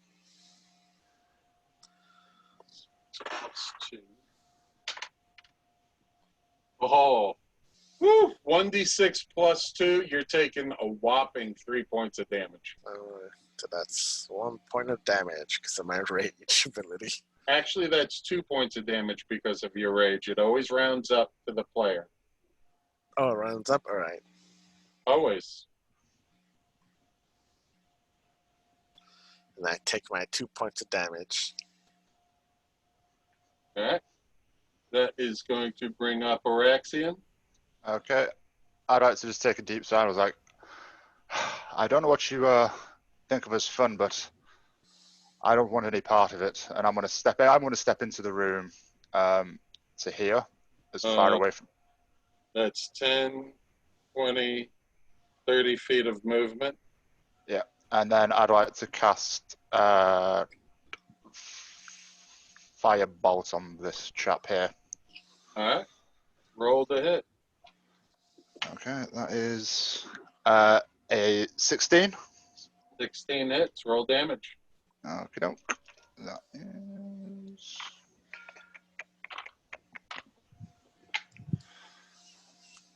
That is 7 damage.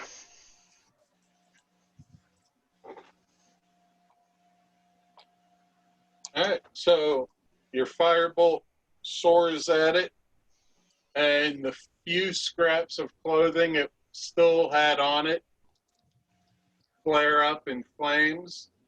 His skull is now aflame. It looks as though he has a fiery hairdo, but he's still up. He's just scorched and on fire. You got anything else? Not at the moment, no. All right, Bosch, you're up. I'm going to run in behind Xeric and attack that closest skeleton diagonally. All right. Gonna swing a longsword at it. That is a 13 to hit.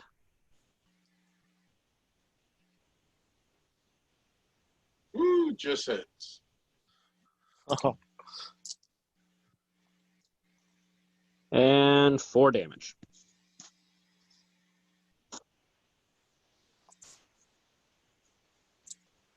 Four damage.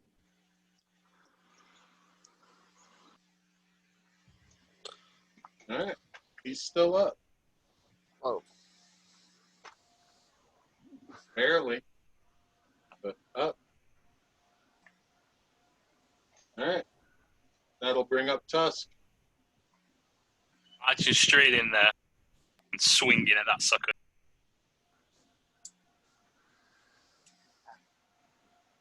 $14 to hit. 14 hits. Roll damage.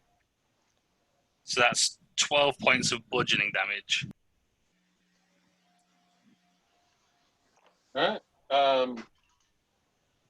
So you slam your weapon into this thing, and his rib cage explodes and shatters. Bone fragments go everywhere, and you watch as his skull, that's still alit with Araxian spell, tumbles off the shoulders and tumbles into the murky, disgusting water, and you hear psst. Nice. And I'm going to, if I can, I think I should be able to step up there, and I'm going to action surge attack the next one. Roll the hit. 15 to hit 15 hits. Roll damage. for 14 points of bludgeoning. All right. And that thing explodes under the weight of your blow as well. I just turn around to the group and just take a bow. Yeah, just a predator handshake right there. All right. Nice. Why can't they all be like that? I know. All right. Is this all just I believe I'm done hunting stuff down on these cave systems. It's time to go back home. Unless we missed something. There's nothing of interest Take a in look here. around this room real quick. Huh? Can I take a look around this room real quick? Yep, go ahead. Yeah, Killed all. You look around and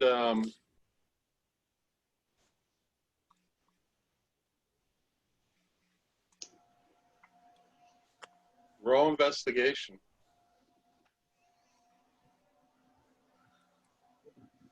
It's a big fat 10.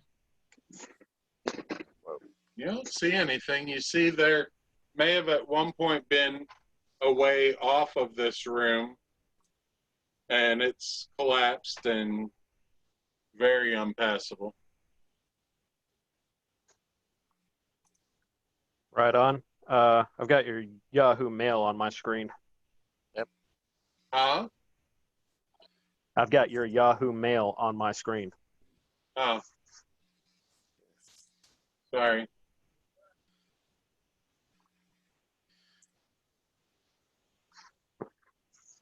Okay. Oh, there's nothing here. I'm guessing we can go, guys. Yep. They grabbed that Does anybody skull that remember the way was. out of here? I grabbed that skull. Yeah, I was gonna grab the skull that was on fire and stick it in the jar. All right. How? It's not gonna fit in that jar. It's a pickle jar. Is it? Is a big pickle jar? Oh no, that's fair enough. Not that big. I'll just stamp on it then. All right.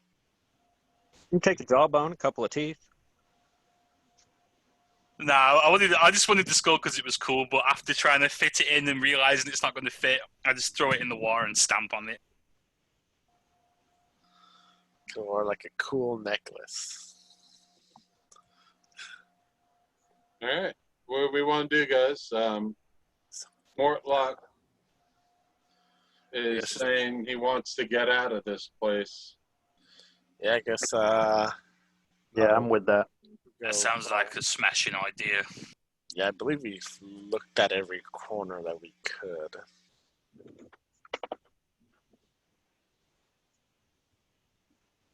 Give me 1 second. I gotta delete something.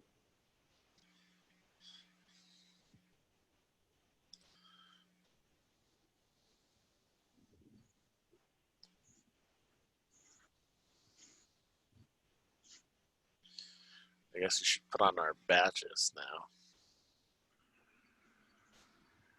I'm just gonna keep mine in my pocket. I'm not having that. If there's imps spying on stuff, I'm just keeping that hidden but easily accessible.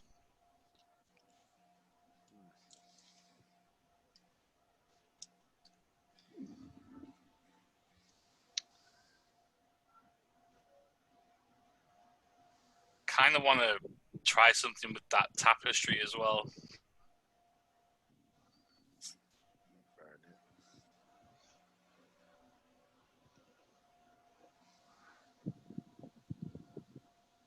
I was gonna maybe grappling hook and rope and just pull it down to see if there's anything behind it.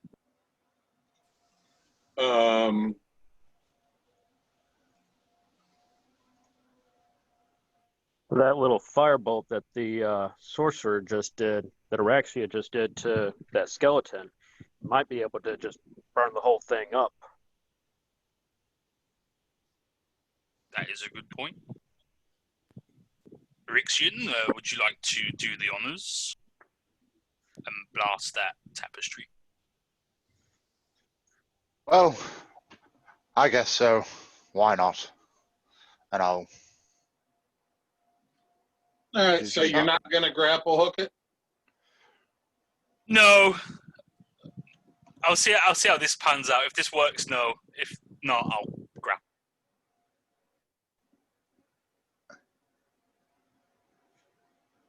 All right. Araxian, you launch a firebolt at this thing, and it's so dry that it just explodes, and you see yellow smoke, yellow powder just fill this corridor again.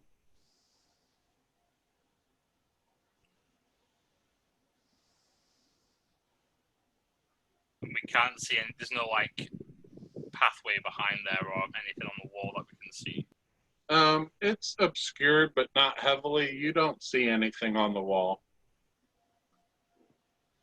Chaps, it looks there's nothing back there. Just a simple trap.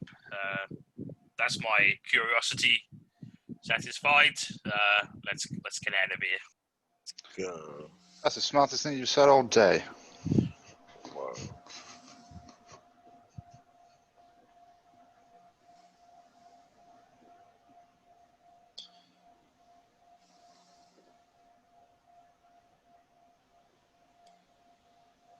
How long have we been down here now? We've been in we must have been at least 2 days.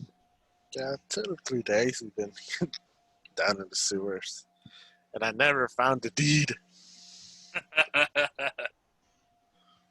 Now I know where to get it. That's by eating the rich. Did you loot the body of the guy that we killed? Yeah. Well, I just went for the daggers because that's what everyone's. That's the one thing everyone takes. Oh. You did say you were going to loot him, didn't you? But we never fulfilled that. Yeah. You found 4 daggers on him. All right. 4 daggers. Another 4 daggers. A coin purse with 2 gold pieces in it. 2 gold. Damn, this guy was poor.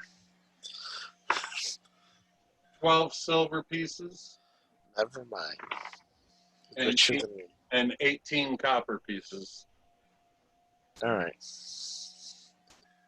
I'm gonna become a knife gang. Yeah. When the detect magic was cast, did any of the manacles or 9 daggers that I had in my possession glow? No. Oh, okay. It's worth a shot. No, but you know what I didn't do is identify any of those potions. Could I have done that on our way out of here? Can I do that while I'm moving?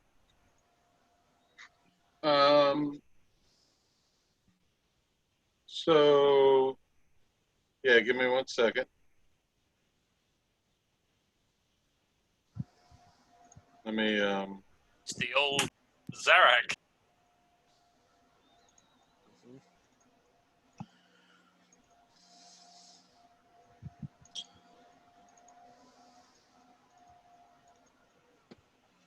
come on.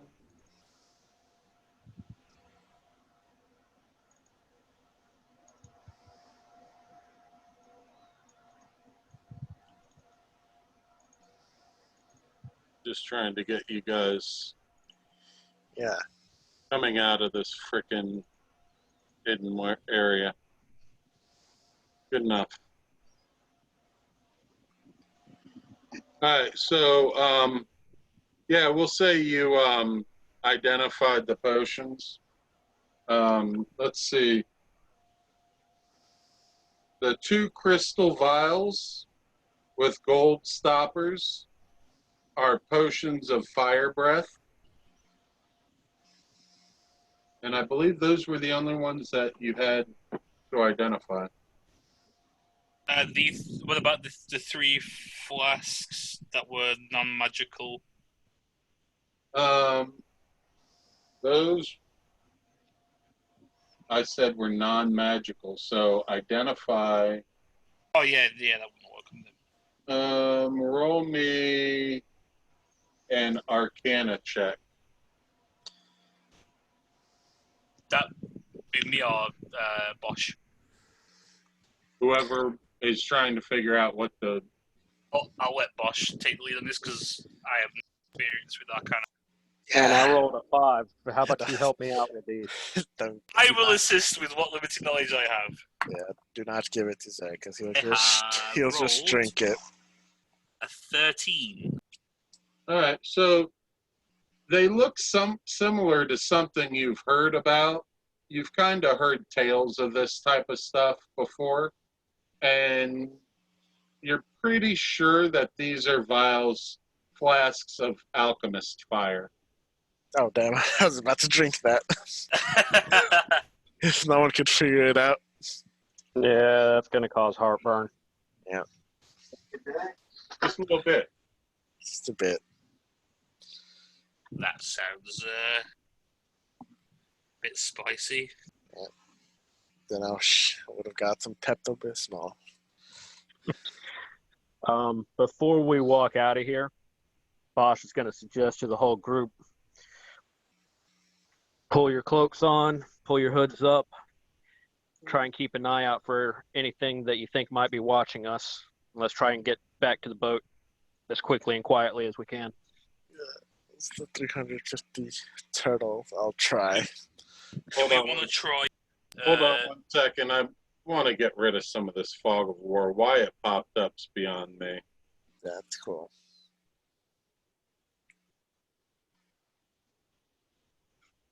Actually, you know what? I just turned the fucking fog of war off. You're in the fucking city proper. Yeah. All right. We're maintaining our marching order. Mhm. All wearing our cloaks as best we can. If we are heading through the city with this big chap who, no offense, Mortlock, but you stand out like a fucking sore thumb, do we want to try and give the impression that we've taken him prisoner if we slap a set of these manacles on him? All right. So, when you say that, Mortlock's like, you've made a friend in me. Don't make me regret it. I don't want to. Oh no, I'm not trying to insinuate anything by that. I just mean if the illusion that you are our prisoner will help us get out of here with more ease and less difficulty, I thought maybe it might be worth a shot. But if you don't want to do that, then obviously I'm not going to make you do it. Yeah. You're a big guy. And we won't even lock them, so you just break out. Yeah, I just meant if anyone's passing by, they might see it, and if the imps are about, they might think, "Oh, we've still got him. Good, nothing's wrong." But forget it. It's cool.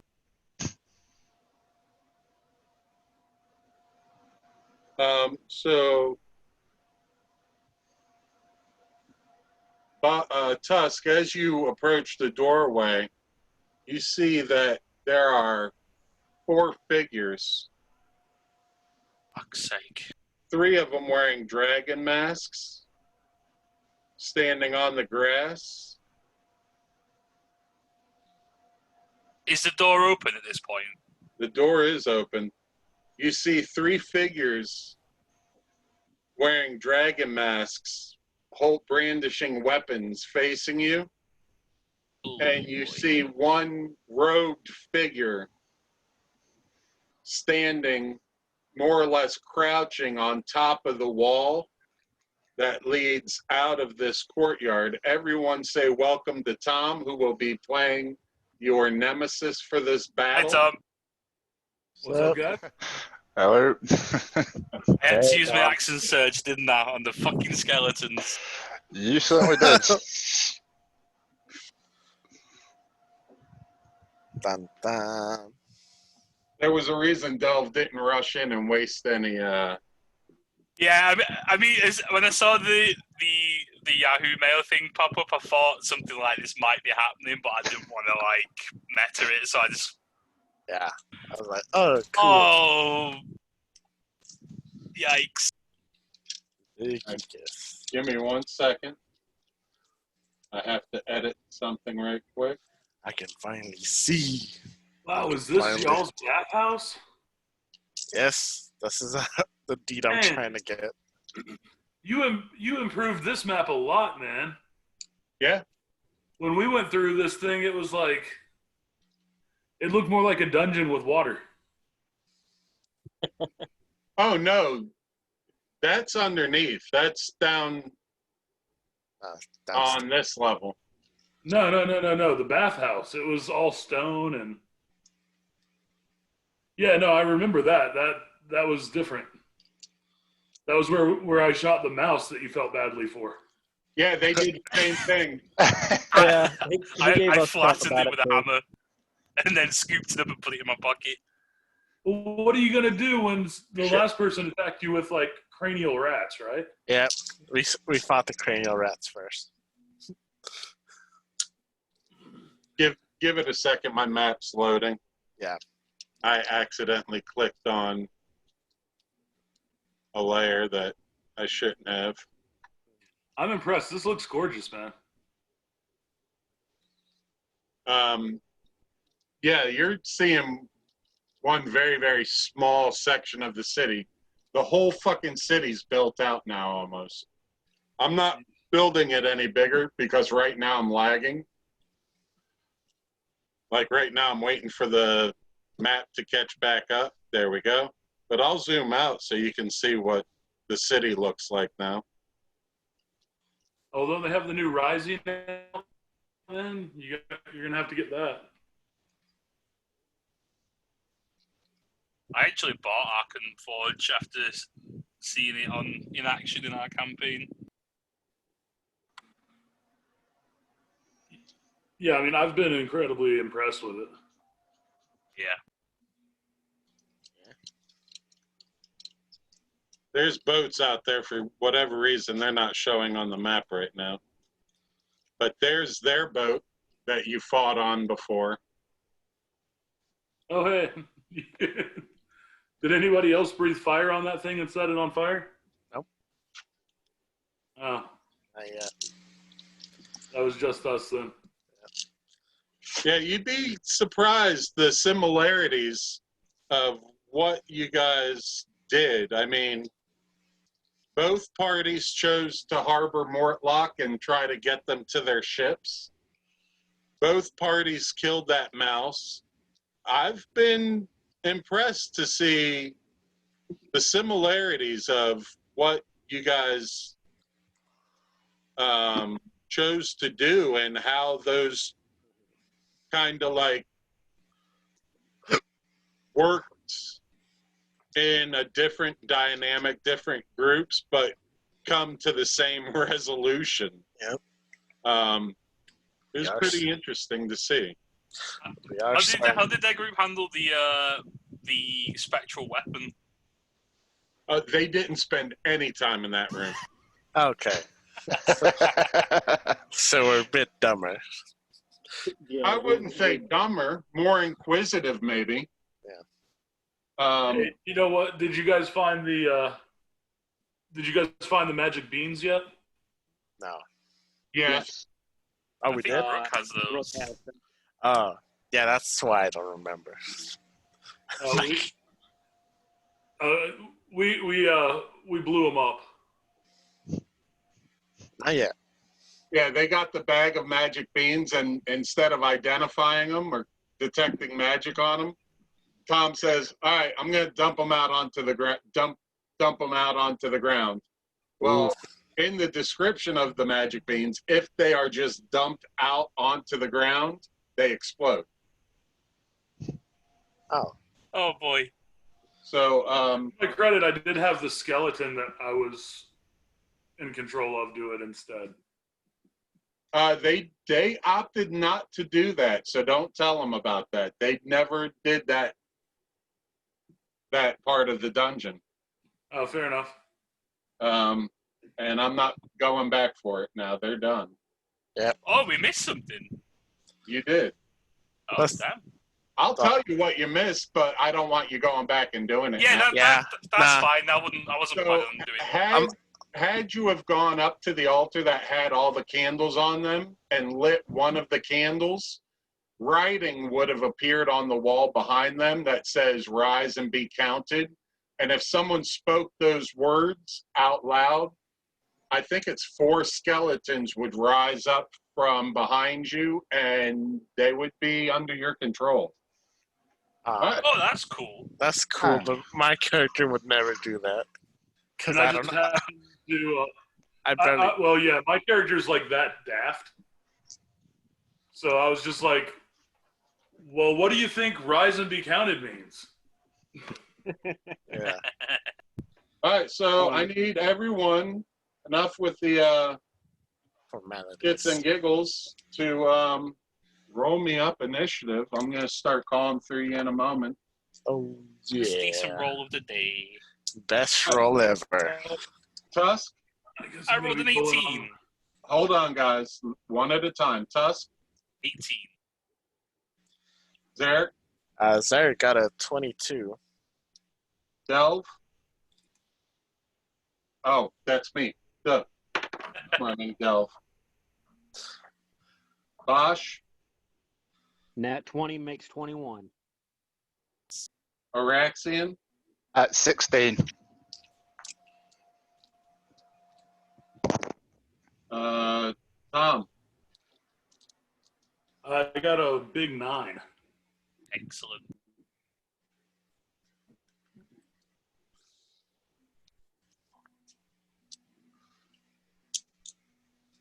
All right. So before the fight begins, Tom, the gentleman standing behind the first one in the doorway, you can clearly see one of the items glowing to your vision is a crown with the 5 spires of dragons.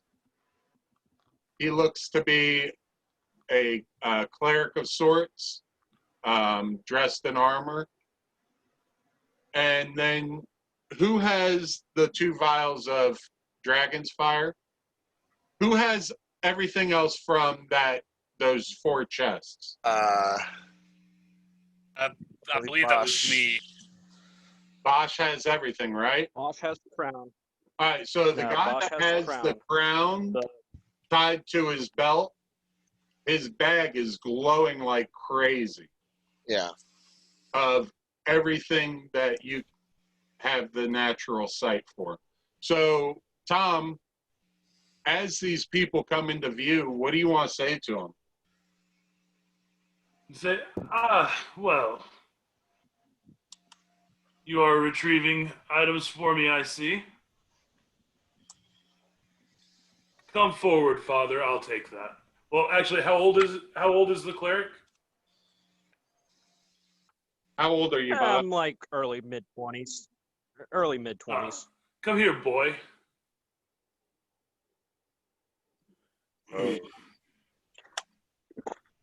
I'll go ahead and step forward. And I want to get.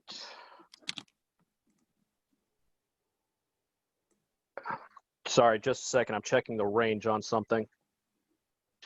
Step forward, I'm just going to whisper. If you give me the signal, I'm going to charge him. You'll know it when you see it, I whisper back. Tom, you see whispering occurring. Random grunt. I need to get within 10 feet of everybody. So I'm walking straight up to them. All right, you get there and they're barring your path. You can't get within 10 feet of the person who's speaking to you. He's balanced up on the wall. Okay. Good enough. Just The 3 people wearing masks that I sent you a picture of, you have these same masks in your inventory. Yeah. 3 of them. Araxian's got those wrapped up. And I've got them wrapped up. Safe. Just as soon as I am within range I of those thought you were holding all of the items from the treasure chests. all the ones that were glowing. No. I need to know who's holding any of the treasure. Okay, so I've got the crown on my hip. Yep. Those 3 masks I gave to Araxian. I've got them wrapped up in a cloak. All right, so Tom, I had all the potions. who has the potions? Tusk. All right, so Tom, you see glowing on this person, and you see glowing on this person as well, of items that you're after. Okay. And Do that. And you in the back as well. Step his forward. coin purse is glowing. So 3 people have glowing items. No, I'll tell all 3 of them to step forward. All right, I want to be the first one up without anybody else beside me. All right. So we're going to say you're going to do what you're going to do now, and then we're rolling into initiative. What are you doing? Necrotic Shroud. Once per long rest as an action, I can transform, causing all within 10 feet to make a charisma saving throw of DC 14, or be frightened until the end of my next turn. Lasts for 1 minute or until I end it. So all 3 of those guys, charisma saving throw, DC 14. Excellent. And what what is the everybody effect? else sees, They are charmed or frightened. frightened. Excellent. Oh, you've got advantage, I guess. The Illusion? first one, Is that on me as well? no, you're outside the range. The first one, this one, rolls a 16. Does he pass? Yep. The middle one rolls a 9. No. Let me light him up. He is frightened. Scared.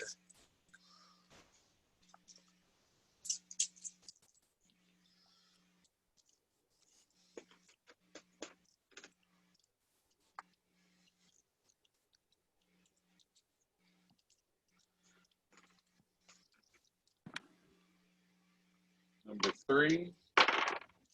That's a nat 20. Well, I got one of them.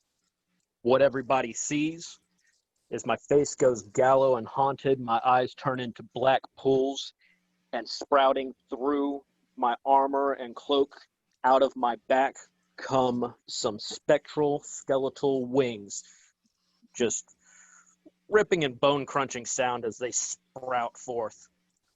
Nice. Oh, Bosch is evil now. Does he get saving throw every round? It's a 1-round effect. Okay. All right, so we're going into initiative. Zarek, you see Bosch transform. Yeah, I run up next to Bosch. If I see stuff's gonna go, if stuff's already hit the fan, I already promised. That's 30 feet of movement to get next to Bosch. Yeah, and I have a feeling that these guys already are gonna hunt down my big friend, my new big friend. So I'm gonna take a swing at these.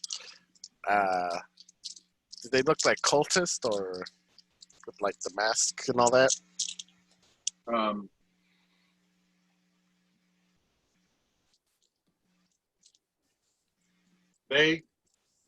You're not sure what they are. All right, then yeah, It looks like they're wearing masks. yeah, I'll just hit these masky boys and just deal my damage as I go into a rage as a bonus action. That's a 23 to hit. Hold on 1 second.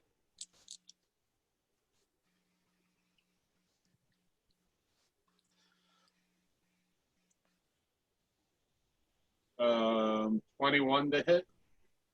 Yeah. 21 hits. All right. Let's do. So, That is 12 slashing plus a additional 7 radiant.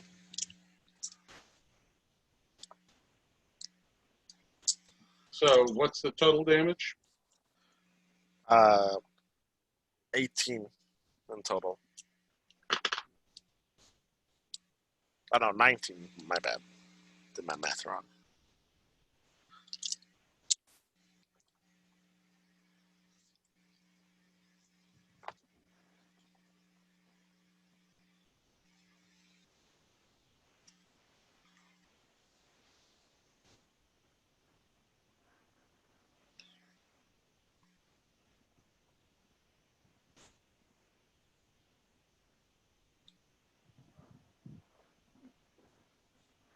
All right.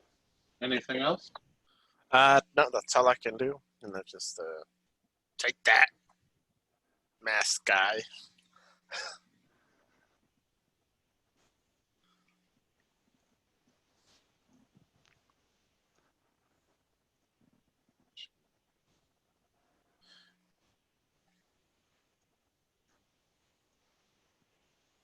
All right. That's going to bring up Bosch. Since it looks like most of my attention was focused on the one directly in front of me, and he's the one that looks like he's about to shit himself and run, he's the one I'm going to take a swing at with my longsword. All right. As with him frightened, what's that do for me? Give me advantage? Correct.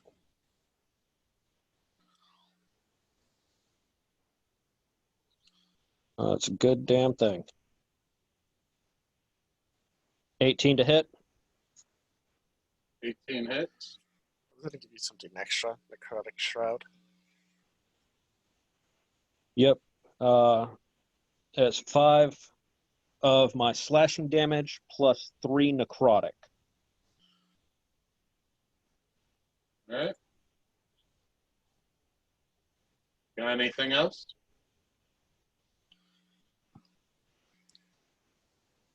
Da, da, da, da, da, da, da.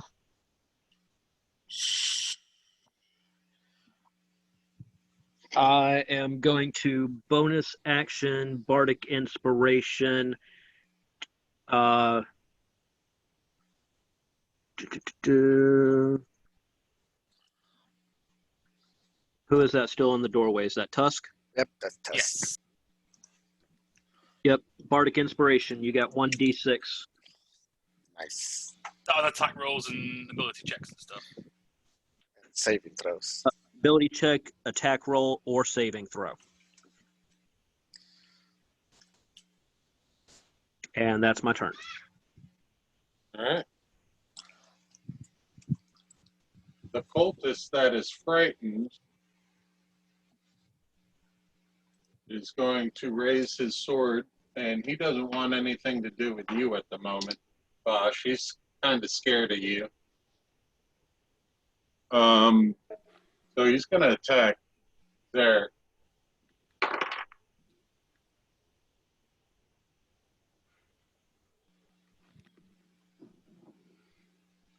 Does a 14 hit? 14 misses, Eric. All right. That's going to bring up Tusk. See this going down, I'm just like, how many of you fucking guys do we have to kill? And I'm going to run, jump into the fountain, and swing at the guy at the top. So as you run into the fountain, you hear in a high-pitched voice, and this is something Tom's party never encountered.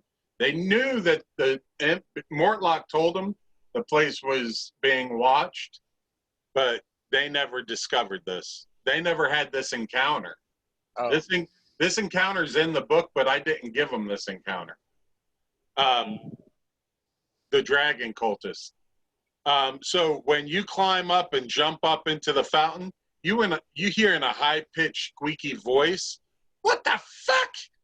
And this red creature springs away from you and takes flight and starts flying away. I take a swing at it as it leaves my range. Yeah, you can take a swing, but because you didn't see it, you didn't know it was there.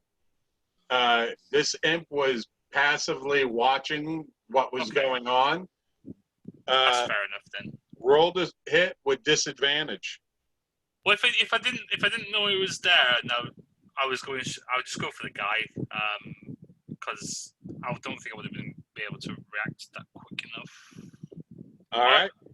Yeah, I'll just do it. Yeah, let's go. All right.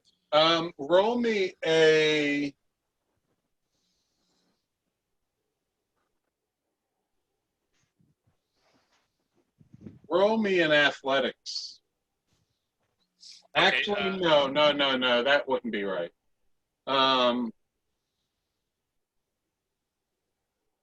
Roll me acrobatics.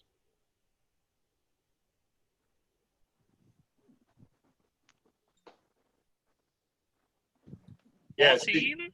see, they never went anywhere near this fountain, so they never discovered the imp. So as you're climbing up onto this fountain, this imp materializes in front of your face, and he says, "What the fuck?" and flaps his wings and basically jumps back to land on top of the wall. And he startles you. He gives you a good "what the fuck" moment, and you actually fall back and land on your ass. Oh, dear. How much movement do I have left? You were here, so that's 5, 10, 15, 20. 30 feet of movement brought. Wait, no, you were here. Yeah, I was 5, in the 10, doorway 15, 20, 25.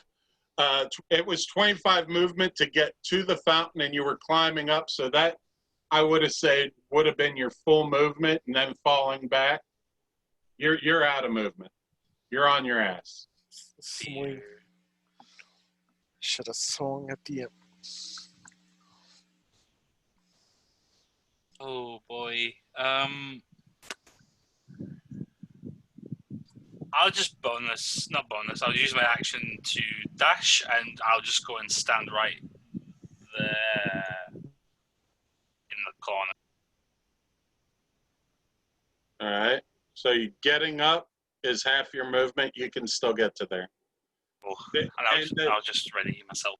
The imp watching you like jump up onto the fountain and fall on your ass backwards. As he springs off the fountain and lands on the wall, he's hunched down with his feet and his hands on the wall, and he's laughing maniacally. He's like, "You fucking idiot!" I'll just look at like, I'll deal with you later. All right. That's going to bring up cultist number 2. He is going to attack there. All right. That's going to be a whole whopping 9. No, sadly that misses. I ain't think that hit. That's going to bring up Araxian. Okay. Tom, this person that's getting ready to go is glowing as well. All right. Right. So I'd like to make my way up to the entrance of the bathhouse, not quite go outside, just so I can see what's going on. That's 20 feet of movement to get to there. Yep. Now what I'd like to do, seeing that there's a fair few hostiles, I'd like to spend 2 sorcery points to cast magic missiles as a quicken spell, so use it as a bonus action instead of an action. Okay. I'd like to cast 2 missiles on this guy here and 2 on this guy here as well. Okay. Okay. Roll So your damage on the first one. yep. That is okay. That's 6 points of damage on the first one. The first 2 total. All right. And the second one? That is 8 points of damage.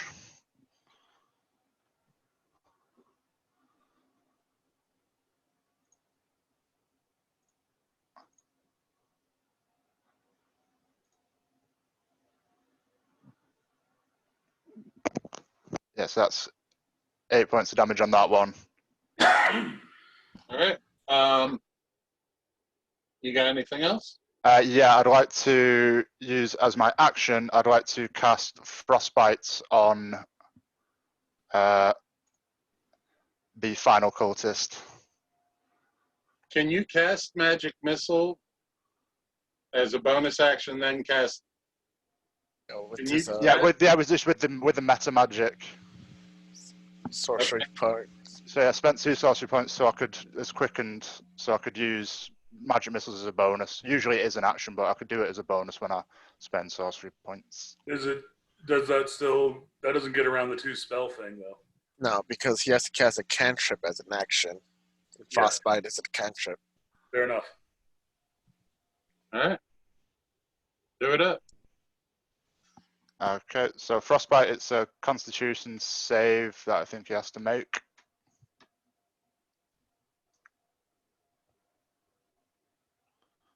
Of 13 Constitution saving throw. Nice. 16. Yep. So yeah, it doesn't take any effect. Okay. And then that'll be me done.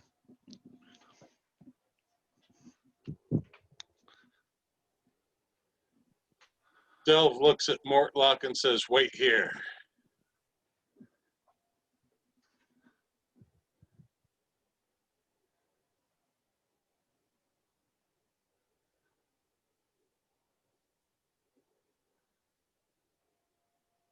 Because you guys didn't choose to take a long rest before you got out of there, he's out of second level spells.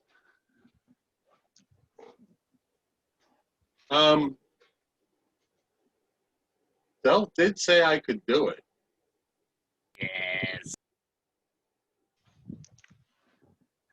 I mean, he feels thunderstruck. No, Yes. he wouldn't do that. Not yet.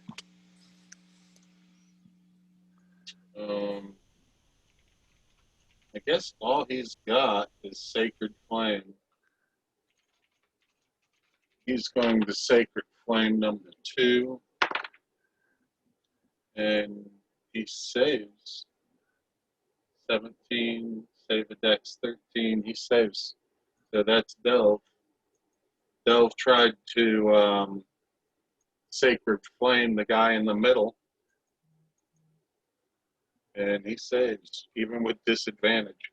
All right. Tom.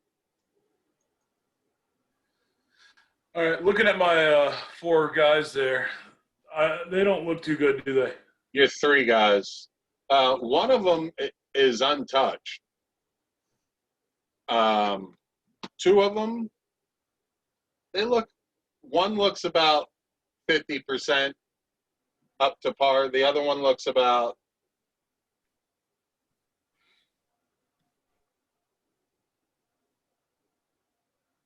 3/4 up to par. All right, I'm going to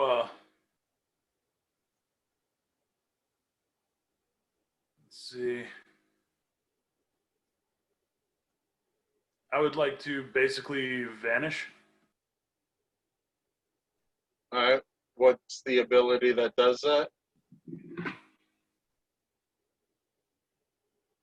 I mean, you can jump off the wall and be hidden from view. That's true.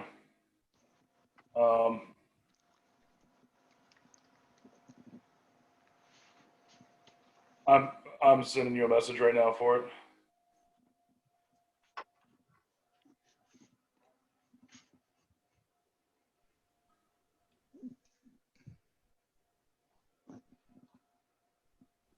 Oh, come on, phone.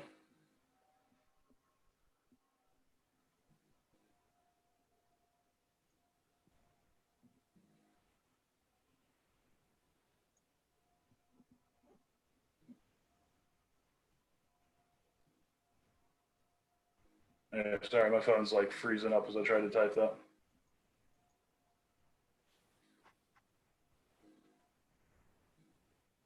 Which one?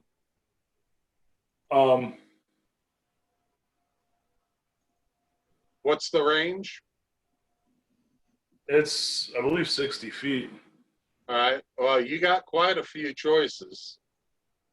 Yeah, I'm thinking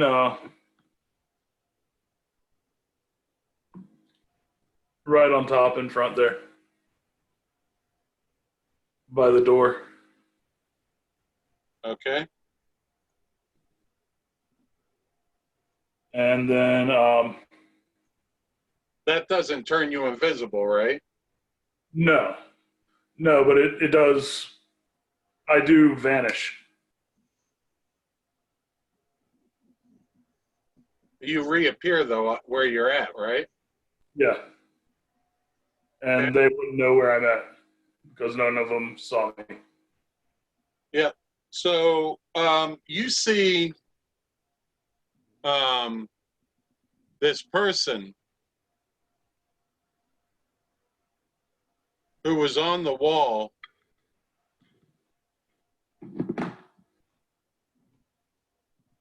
I think I moved you to the wrong building. I gotta move you to the right building. Okay. So you see this person on top of the wall take a step off the wall and become invisible. And they disappear from view. Do you have anything else you can do, Tom? Nothing else I'm going to do this turn. All right, cultist number 3. He is going to attack.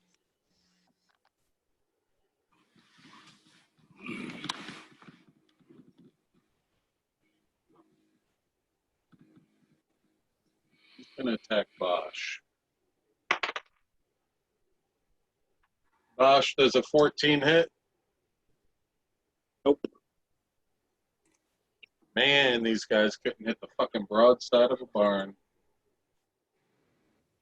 All right, Zarek, that brings you up.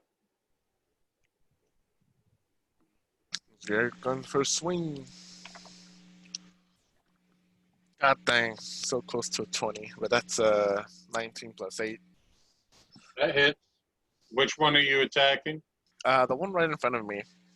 Okay. That is a 13 slashing with where's my D6?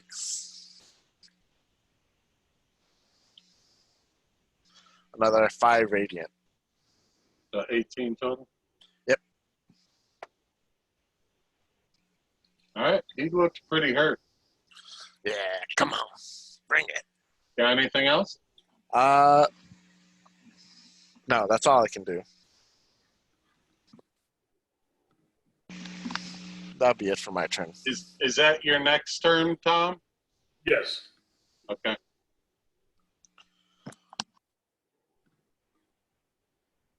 All right, Bosch. I'm going to hit the frightened guy again. All right. Roll the hit. Pretty sure an 18 hits. Yeah, that hit.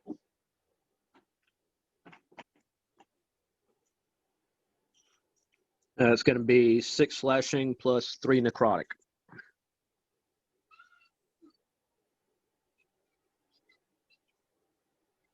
All right.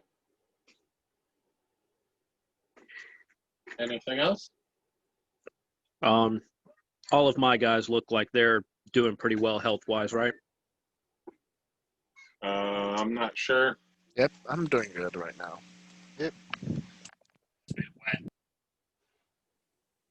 All right. Right on. Yeah, that'll be my turn. The cultist you just hit is no longer frightened.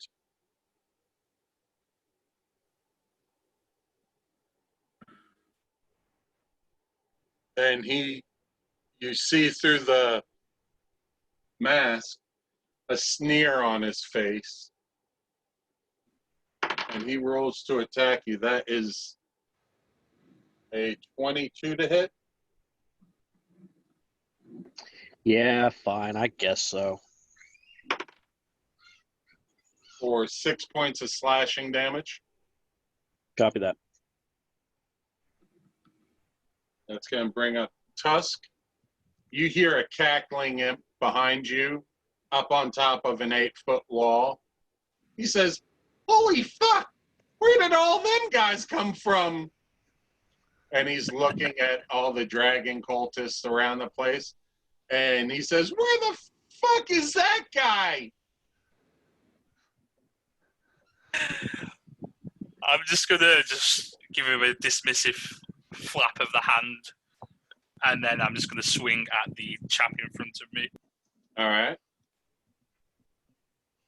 That's a 23 to hit, 23 hits. and I'm gonna attempt I'm gonna use my superiority dice and do a tripping attack. So it's a DC 15 strength saving throw from that chap. Nice. 17. It's going to work eventually. But 14 points of bludgeoning damage he takes. Well, the last guy had huge bonuses to his strength, so that's why you weren't getting him. This guy has shit for strength. He just rolled well. Yeah, he takes 14 points of bludgeoning. And that's me done. 14. All right. Rolling really bad on my damage dice. That's going to bring up the cultist in front of Zarek. Zarek does an 18 hit. 18 does hit. 18 is going to hit you for 7 points of slashing damage. All right. Is that halved? Yep. So that's 4 points of damage to you. So good, guys. All right. That is going to bring up Araxian. Okay. I'm going to stay where I am because, like I say, just don't want to get any closer into the fight than I need to. And I'm going to cast just magic missiles at first level on this cultist here at the bottom. Okay. What are you casting on him? Magic missiles at first level because I'm out of second level spells. All right. Roll damage. Okay. That is 4, 5, 6, 7, 8, 9, 10 points of damage. All right. So you watch as your magic missile slam into the guy's chest and flies him back, and you see him fall limply, and he's dead. Right, well, that's one down. Nice.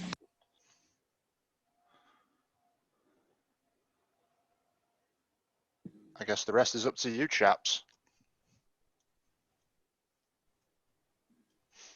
And yeah, that'll be me done.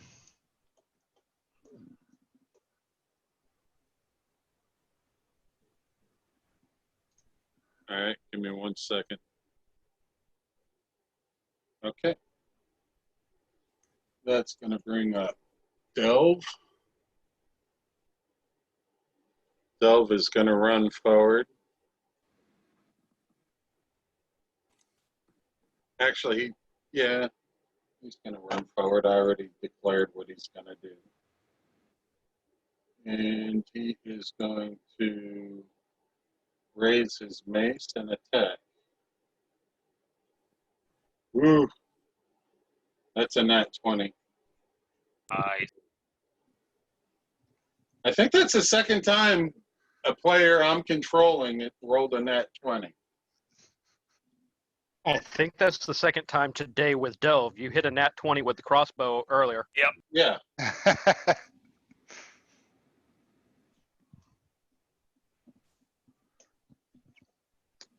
So you like throwing shit, do you?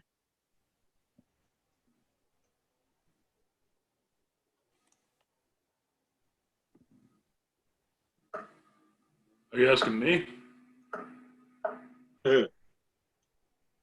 No, that was the line he used earlier.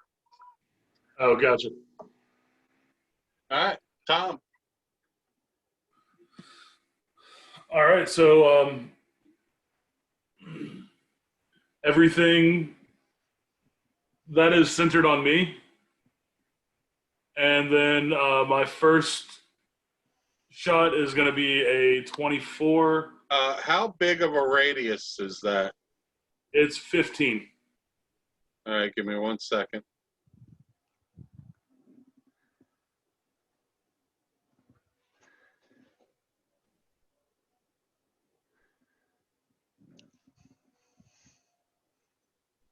Helena Bonham Carter. Yeah, I needed a badass bitch. I couldn't think of anybody else. All right, so Besides, if one of y'all do ended up killing me, I got the worst line in the world to drop for it. Oh, excellent. So no one. Well, actually, Tusk. What's your passive perception? 13. Huh? 13. 13. Roll me a perception check. 15.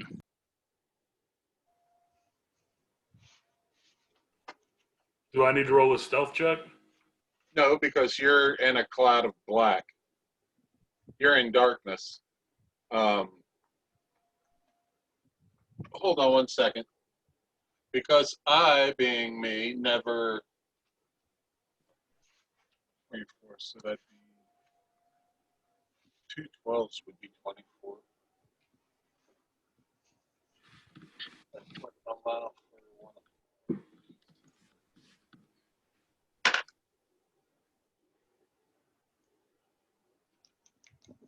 It is 11 o'clock at night, so it's pretty dark outside. No, you wouldn't notice anything because it's Okay. dark out.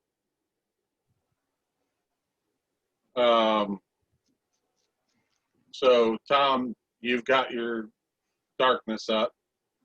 Right, and the people inside shouldn't be seeing anything either. You're up on top of the roof, actually. Yeah, They How can't see you. Huh? how high is the roof, though? We're going to say about where you're at, 8 feet. Towards the center of the roof, it probably pitches up to about 15 feet. So then this is a sphere around me, Yes. so it's going below me. It goes 15 feet below me. Does it penetrate walls? Yeah, it penetrates everything. Oh, yeah, then it's dark inside now, too. Does it dampen light sources? If it's within it sheds no light.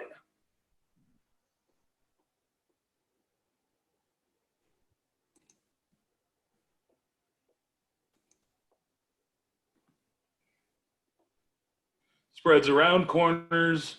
A creature with dark vision cannot see through it. All right, so I just turned out the light that's almost directly below you.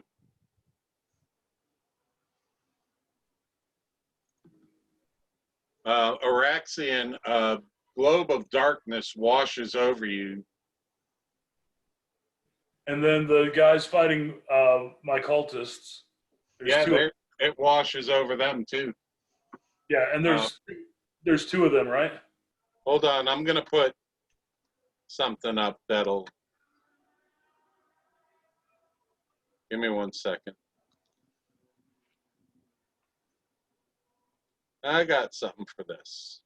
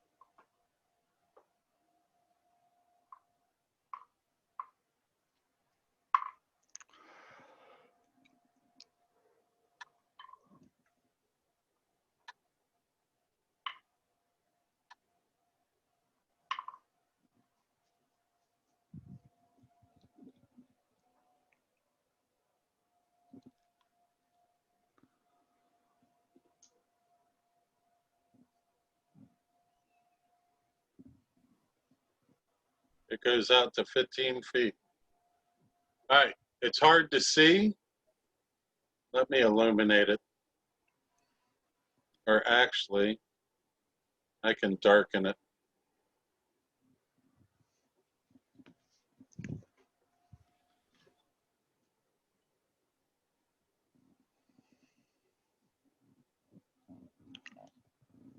There you go.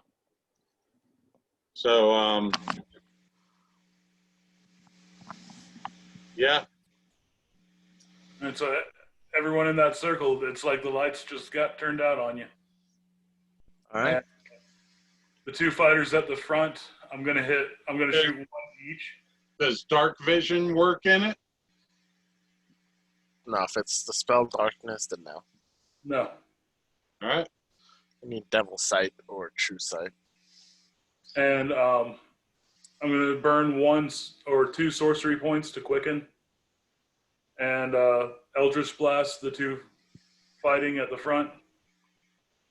And that's going to be a 24 and a 25 to hit. Can you see them? I can see everything. With what? Oh, you can see through the darken? Yeah. Oh, okay. All right, so we'll start with Bosch. You rolled 2 hits. Pick one of them. So the first one was a 24. The second one was So Bosch does a 24 hit. Yep. All right, roll your damage, Tom. So I'm rolling on my computer, so it takes a second. All right, so that is a 1 plus 4, so that's going to be 5 points of damage. Got it.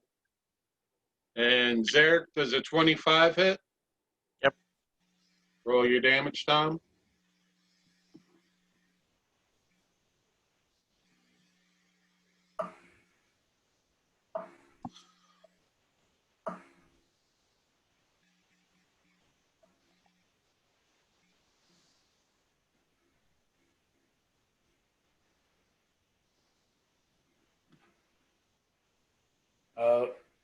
That is 14 points of damage. That's a 10. All right. It rolled under the little thing. I had to wait for it to come up. All right. Tom, can your friends see through the globe of darkness, or no? They cannot. All right. They cannot. I'm the only one who can. All right. That's going to bring up that cultist. He is going to turn and face Tusk. Tusk does a 22 hit. Yeah, just about.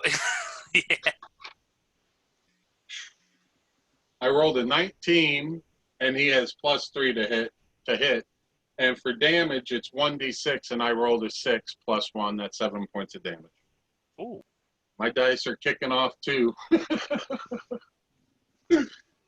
If I have to fucking play another character to save the guys, does Rook have to come running from around the corner? Zarek, that brings you up, Zarek. You are blind. All right. I remember the guy that was in front of me, so I'm just gonna attack him, and I'm gonna go reckless so I could have a normal shot. With disadvantage. That's what reckless gives me. Gives me advantage. So it's just leveling it out. Yep. But that's a 22 to hit. That hits. Roll damage.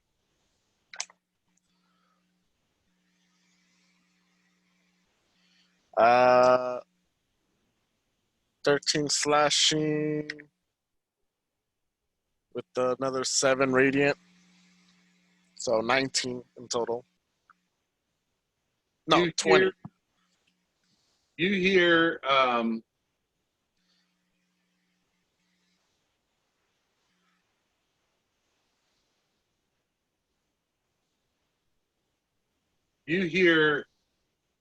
someone call out,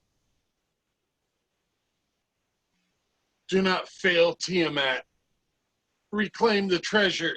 The fuck's a Tiamat? I'm lost to the battle. and you hear a thud. And because of who you are, Yeah. you're used to the sounds of bodies falling. You know that that body just fell to the ground. All right. This is gonna be a wild shot for Zed because he's just after getting blasted on his back, he's just gonna try to charge wherever that blast came from.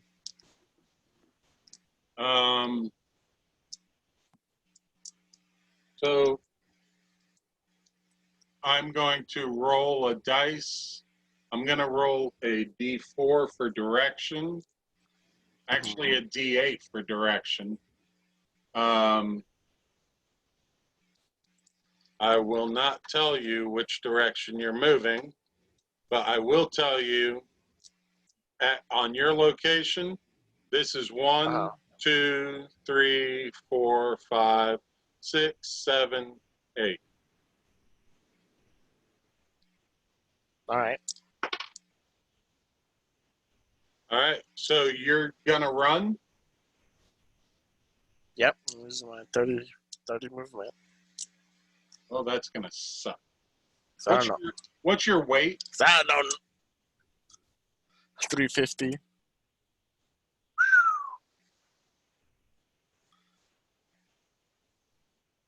Like the fucking juggernaut. Hold on. Oh yeah. I'm taking this picture and putting it in the group that everyone's a member of. I showed you the directions. I gave you the numbers. That's what I rolled. Yep. Let's see. You A 1. You nail Bosch. There you are, you bastard. The two of you go flying to the ground. You knock Bosch over, and you are knocked over. You are both prone on the ground, still within the darkness. What have you done to my eyes? But you are now both prone. And that's going to bring up Bosch. Having heard that it was Zarek that just ran into me, I'm going to be hollering, "Hey, fucker, watch out!" Oh, she can't see. I'm just like scooting around. And now that I am on my ass, going to feel around a little bit. Can I feel that wall next to me?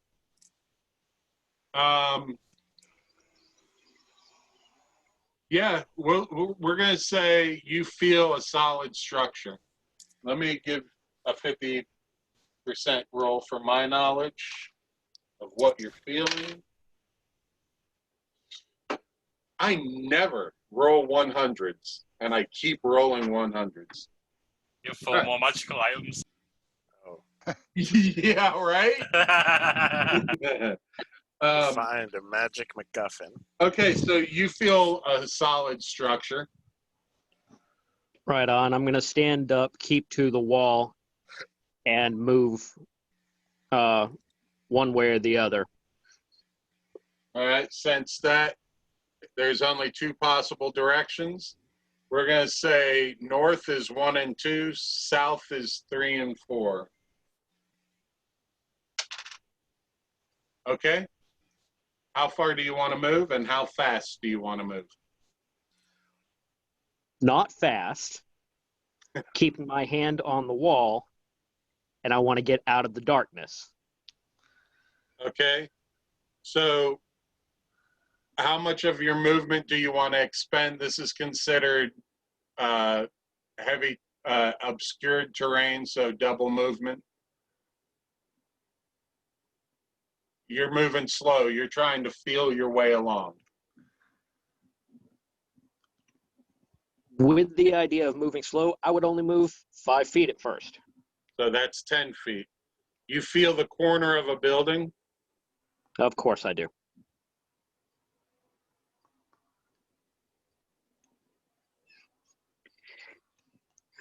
All right, so figuring that the corner means that I'm at the doorway, I would holler out to the group, "Where is everybody? Sound off." You just hear Zarek just yell right next to you.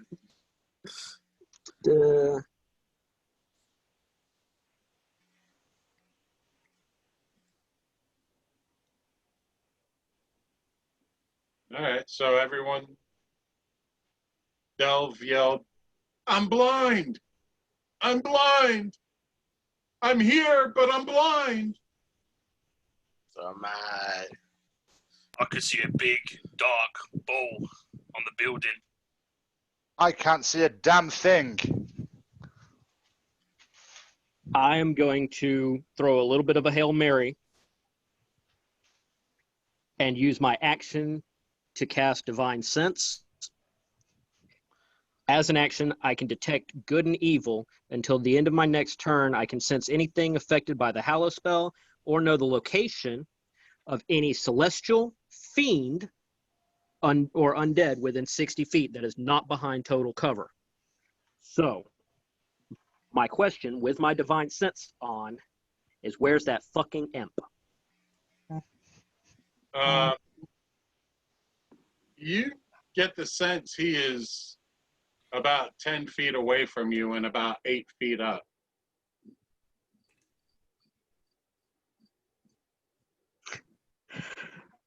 Well, let's add an extra step of hilarity.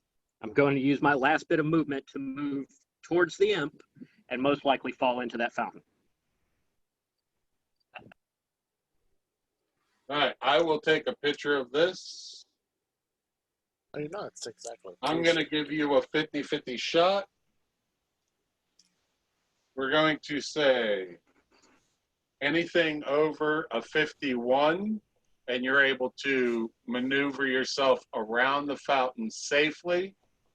Anything under 50%, and you're going to be in the fountain.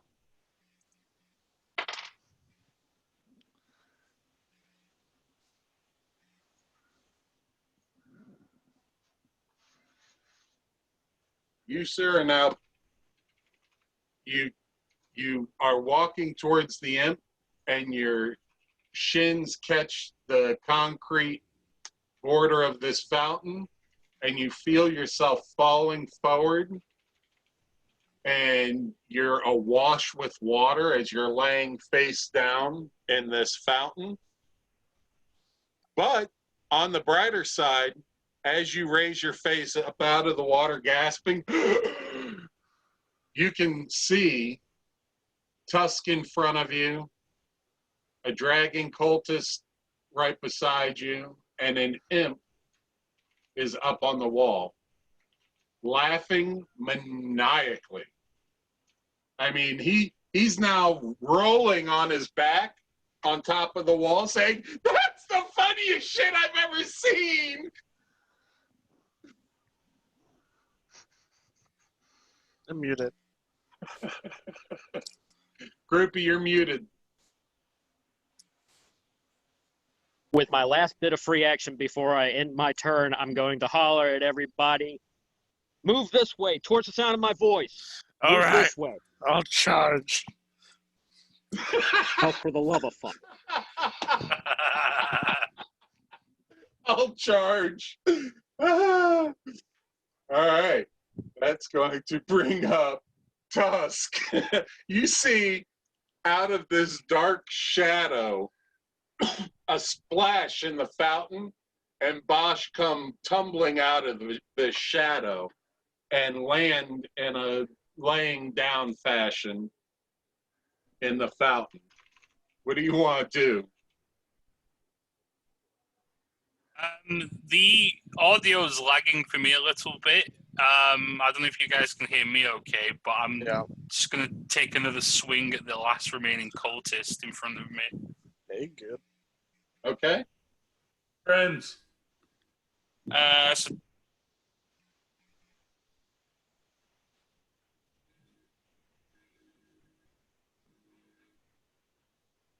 Is that a what?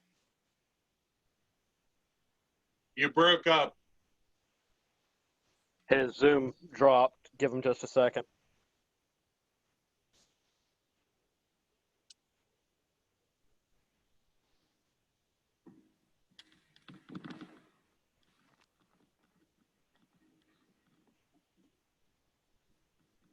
guess who's here, guys? Hey, I'm back. Hello? Yeah, you're back. Excellent. And give me a minute. Tom, you're there. Hold on. Is my audio just on? Your audio's good. Who's Helena? That's me. Oh. Emily, are you there? I am. Oh. You're muted. I shouldn't be muted. I don't know what's going Now you're not. on. Oh, okay. How long have you been yelling at the abyss? All right. So, are you here to play or just observe? I'm gonna observe because I'm riding in the car right now. Oh. All right. So, just to fill you in so you know a little bit of what's going on, Rook and Spencer, Rook and Jericho. Jericho, you guys, when you woke up from your long rest, Vendetta Crest, the tiefling, she just really, really didn't want to be in these sewers anymore. So the two of you volunteered to take her out and escort her back to her estate where she was a serving girl. So that's the last thing you knew. But out of game, I mean, you'll be able to watch a video because I'm recording it. They defeated the BBEG guy. That was a little bit of a fight for him. And now they are leaving the bathhouse and they are being assaulted by dragon cultists. By Tom. And we have a special guest appearance, Tom, who is controlling the second BBEG. Ooh. His name is Elena Bottom Carter. Cool.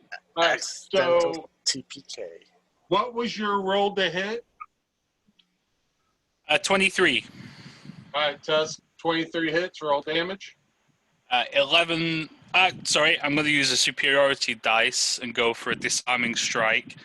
So it's 11 plus 3, so 14 points of damage. All right. Does he have to roll anything to not?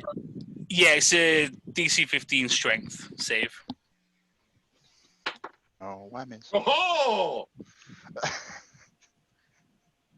He rolled a nat 20.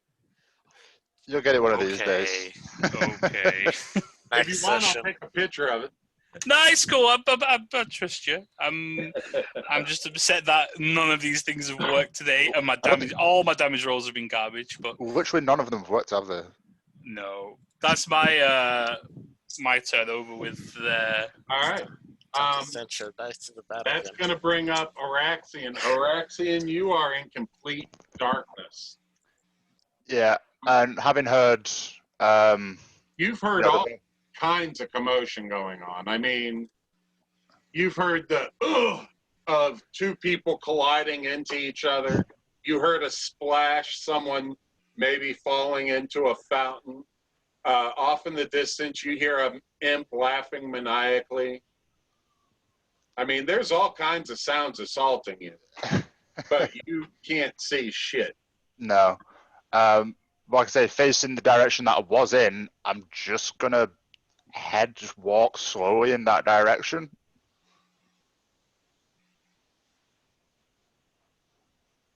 As far as I can. All right. You bump into a hard surface. What does this surface feel like? Spiny. I'm just going to sort of like knock on it and like, hello, is anybody there? It's both kind of hollow and meaty at the same time. An enemy. No, No, no, I'm not your enemy. You're the new wizard. Sorcerer, but yes. It's dark. Yes, I know. I can feel you, but I can't see you. Bosch told me to run. Then I'll run. I don't know where. I'm prone. Oh I very dear. specifically said not to run. Sorcerer, if that's you, Araxian, fucking just don't fall into the fountain. Keep moving. Okay, I'm gonna attempt to keep moving. The same with book. Say if I want to try and move the way that I've been moving, would I have to like climb over him? Or would I be able to maneuver around him? Well, I am prone, so you can just go over it.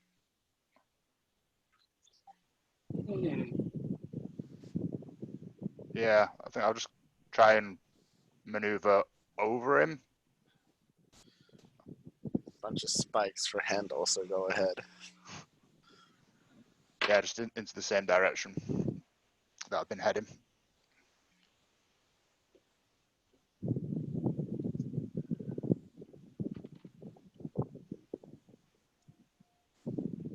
Okay, so because you're in complete darkness. Yeah. And it is difficult terrain, obscured.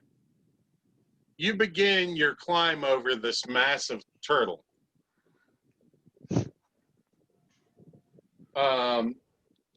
As you're climbing over him,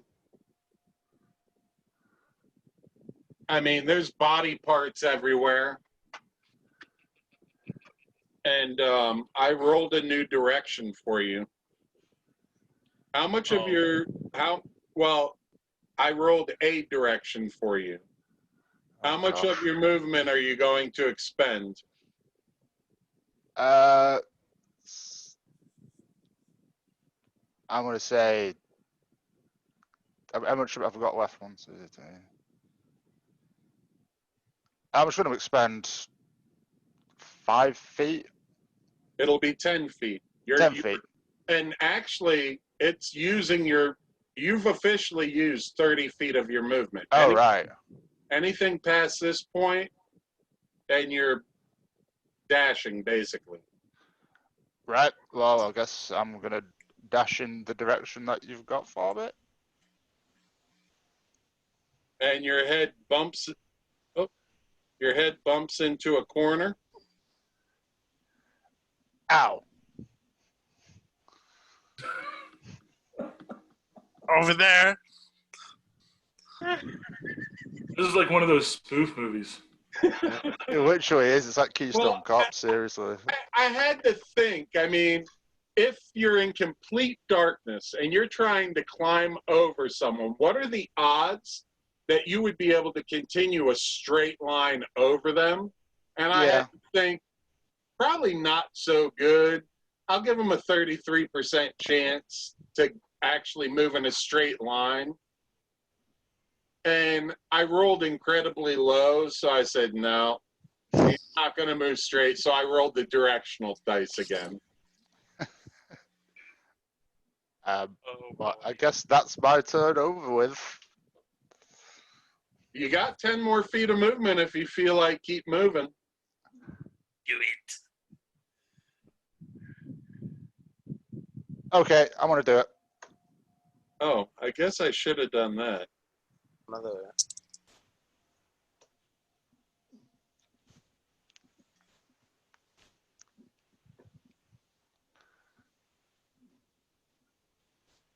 Yeah, we're fighting by moonlight basically outside. All right, so you're going to keep moving? I'm going to keep moving. All right. Is there anything specific? I'm just going to try and like feel for a solid surface and move along it.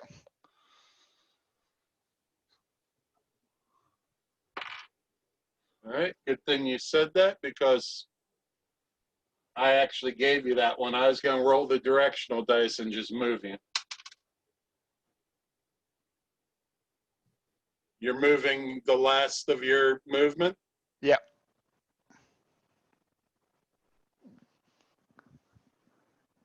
and you feel the wall turn into a doorway, and you take one more step in, you know you're pretty much almost right back where you started.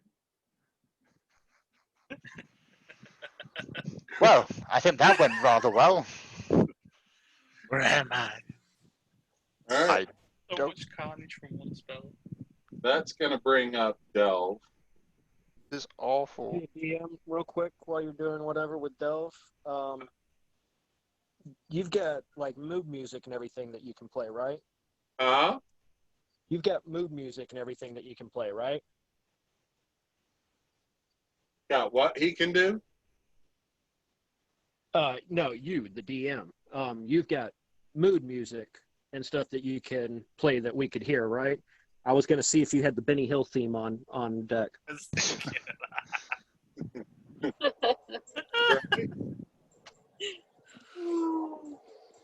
Always at it.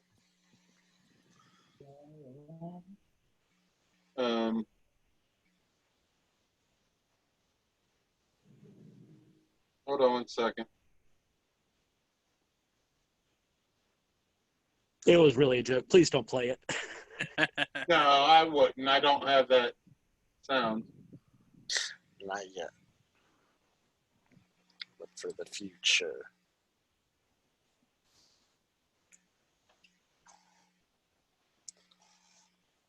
I'm trying to figure out what Delve would do. You just need a little Calliope music, the whole.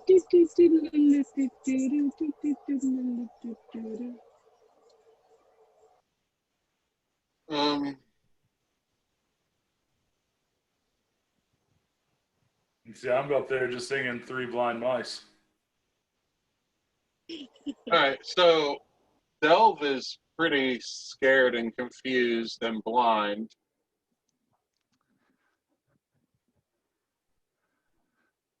Fuck it. He's gonna do it. He doesn't know what the fuck is going on.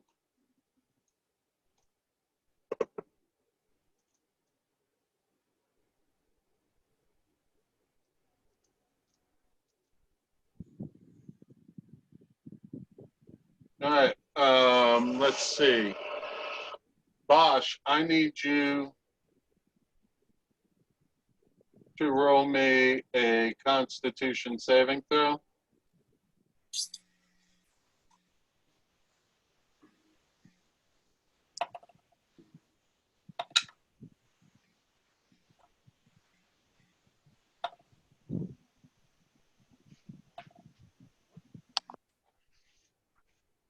Bosch, you're muted.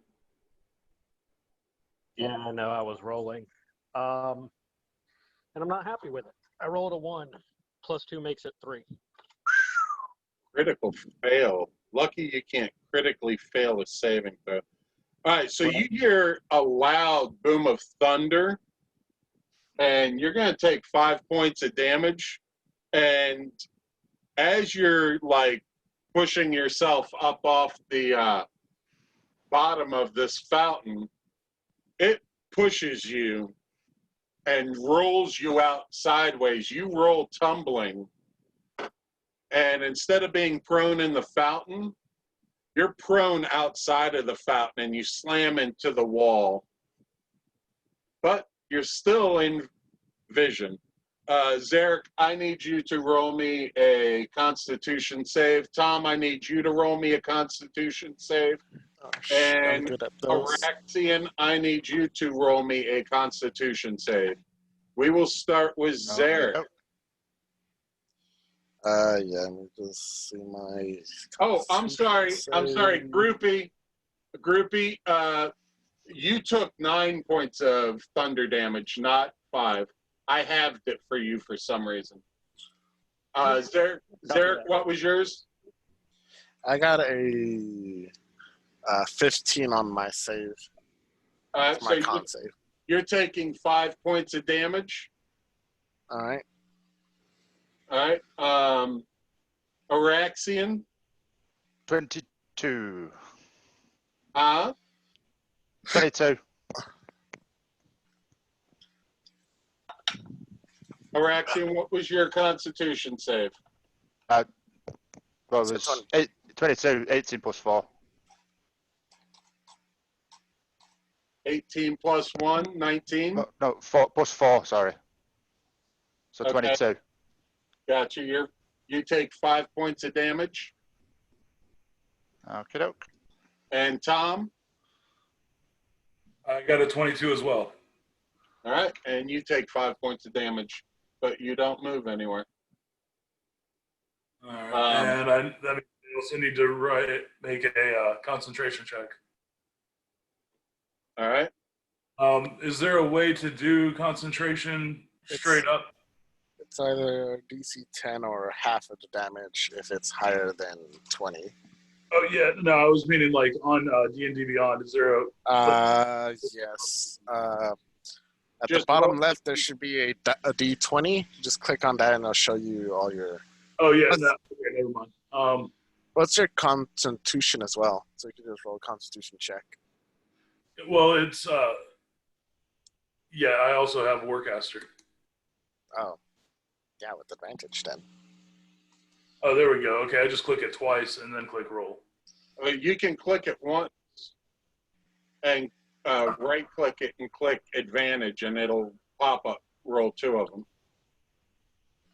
Oh, cool.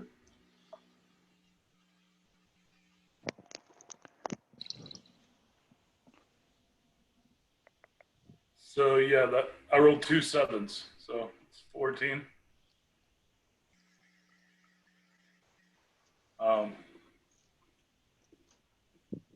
Sorry, 13 is my check on concentration.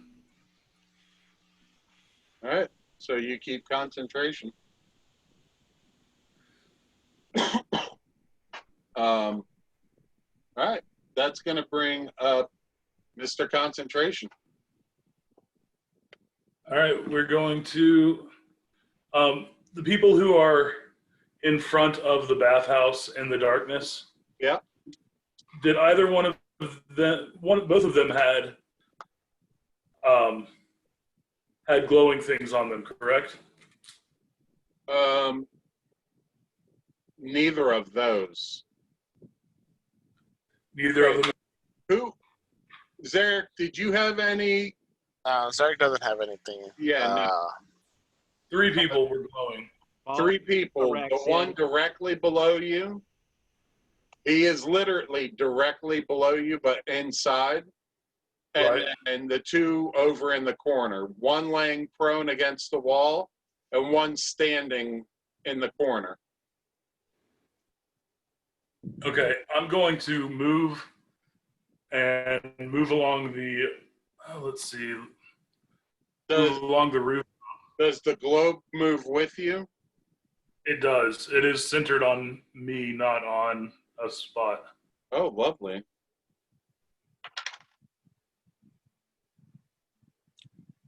Or actually, the bottom of my shoe is. But anyway. Where are you moving to? I'm moving over to where the wall is, closer to them. And let's see, range 30 feet. They're within 30 feet of me at that point, right? If you move there on the roof, they are 10, we'll say about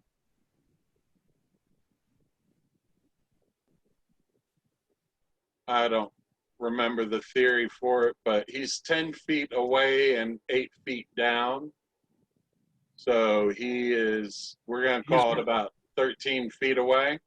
Yeah, he's well within 30. That's yeah, they're both well within 30. And Delve, my range is 30, so I'm going to cast Mage Hand over there, and I'm going to go for the first thing that's glowing that I can actually like pick up with Mage Hand. All right. They're secured by being tied. Yeah, I'll try to untie them with Mage Hand. I know it's going to be difficult, but. All right. Does Mage Hand articulate like that? I guess it should, shouldn't it? I believe Mage Hand says it can't do anything for something that's being carried. Not in the spell. It can't carry anything and attack with it. I mean, people can use Mage Hand to use like lockpicks and stuff, so I would assume That's that it only- can somewhat articulate. It's only an arcane trickster can do that. Yeah, Arcane Trickster's got it so that Mage Hand you can actually Yeah. pickpocket stuff or plant stuff on a person Oh, because the Mage Hand that's Ledgerman. outside of Arcane. Yeah, because an Yeah, arcane you can trickster Yeah. gets 2 hands. I can use my action. You can use your action to use your hand to manipulate an object, open an unlocked door or container, stow or retrieve an item from an open container, or pour the contents out of a vial. Yeah. So I would assume that would mean that I could probably try to untie something one-handedly. Oh yeah. So I'm gonna say, because you can see and they cannot, I'm gonna say you've got an 80% chance to undo a knot and take an item. So I'm gonna roll. Tom, do you want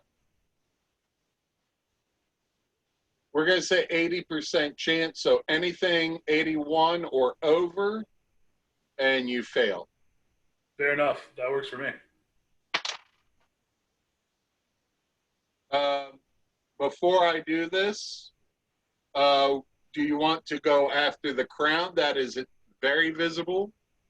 Or do you want to go after the bag on the same person that is carrying the crown, or the bag that is being carried by the one in the corner? Let's get the bag that's being carried in the corner. How dare you?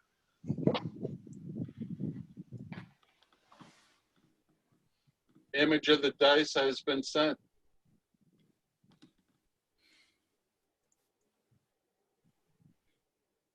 You probably have to zoom in. No, just click on the picture and you can see it. So, Tusk, what is in your bag? I had let me just get my list. The 3 masks. No, that's Rick's. That was me. Oh, that's Rick's. I have 4 potions of healing and 3 flasks of alchemist fire. Hold on 1 second. Did I take the crystal vials with the gold stoppers as well? I believe so. I think you did. Oh yeah, I've got those as well. Yes.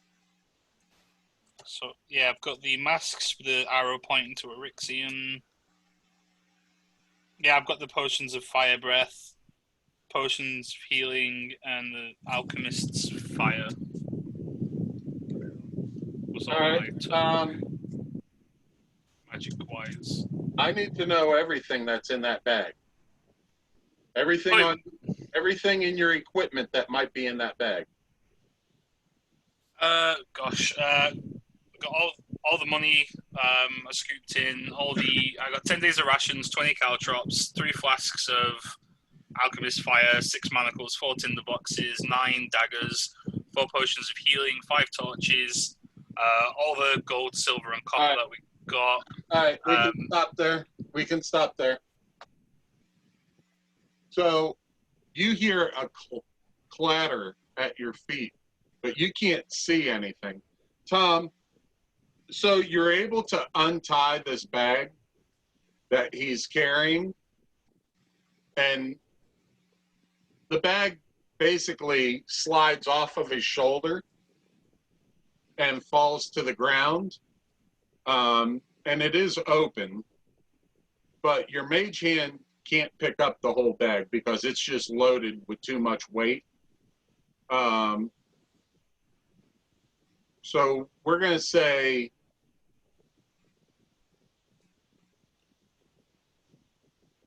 You used Mage Hand as an action. We're gonna say I mean, if it can just like, for a bonus action, you can reach in and actually take the 2 glowing items with Mage Hand. okay, that works. Otherwise, I was just going to dump the whole thing on the ground and then fish the items that way. Actually, you know what? I want to dump the whole thing on the ground. Oh. Fish the items that way. Fiend. All right. So, I mean, this bag is heavier than 10 pounds. But Oh, no, I know the bag itself is probably not. I just want to grab part of the bag and, like, take it and just shake it all out on the ground. all right. The contents of his bag are now strewn all about his feet. So Tusk and Bosch, you guys feel objects falling around your feet.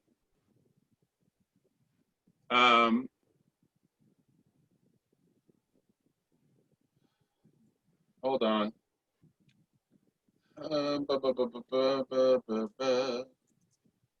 It's getting spicy in here. Tusk, roll me an insight check, please. That is a. Where is my insight? My eyes have gone. Oh, 16. That'll work. So Hey. you feel your bag slip off of your shoulder, almost as if the ties that bound it together were untied, and you feel the bag fall, and you hear it thud to the ground, and then you feel items in your bag flinging all around your feet, and you're pretty sure there's now live daggers, not live, but daggers laying on the ground, and you can only think to yourself, well, fuck, there's now weaponry laying at my feet. Okay. And that may or may not come into play. The mage gonna pick up a dagger and stab me. That's what I'm expecting. Well, I'm thinking more along the lines of, ooh, I just slammed into a wall and fell to the ground. Let's roll how many daggers are facing in a direction where you might get cut. But, okay. I love role-playing sometimes. This is. All right, Yeah. Tom, Prepared for this. is there anything else you can do? No, there's nothing else. I'm going to just make sure that if I can get any closer without going off the roof, to make sure that they're in the bubble of darkness as much as possible. You're right on the edge of the roof. Okay. Then, yeah, I'll just stay there. I mean, Because as long as everybody's in darkness, then yeah, that's sick.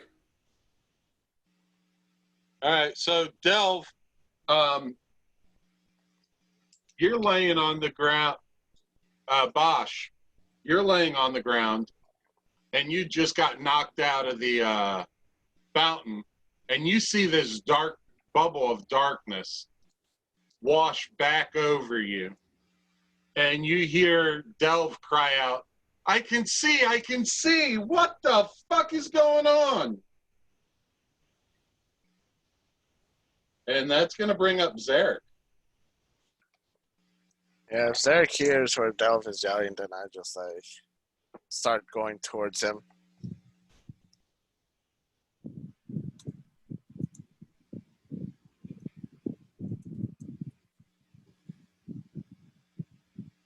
All right, so you expend 10 feet of movement, and you break free of the bubble, moving towards Delve.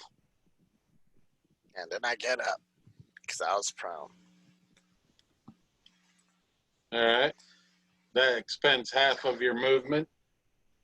So that leaves you with 5 feet of movement. Yeah, let me double check if I can do this weird maneuver.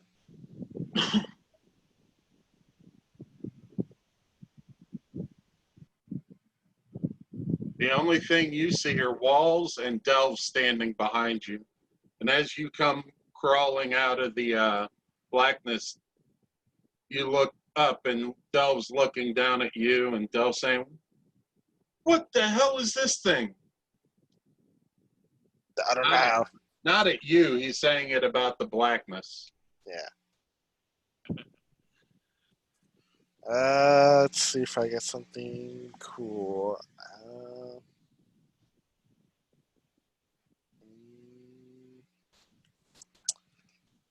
Let's see.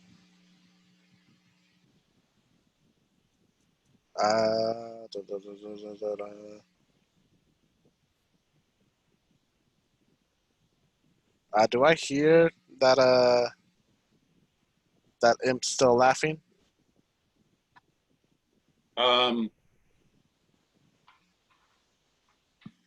No, you don't, as a matter of fact.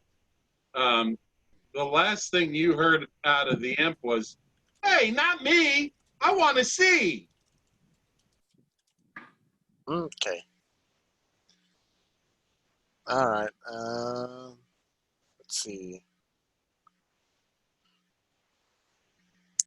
Zarek is gonna go wild, and he's gonna get his tinder box and grab that lawn chair on the right and just start igniting it on fire.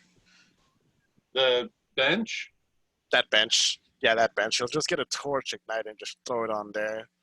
See if that darkness starts moving back.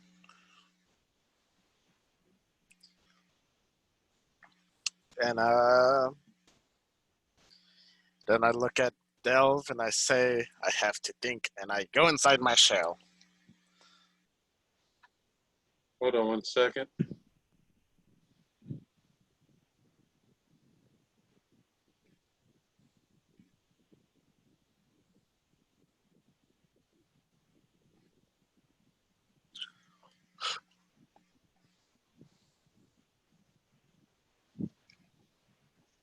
All right. So you light the bench on fire.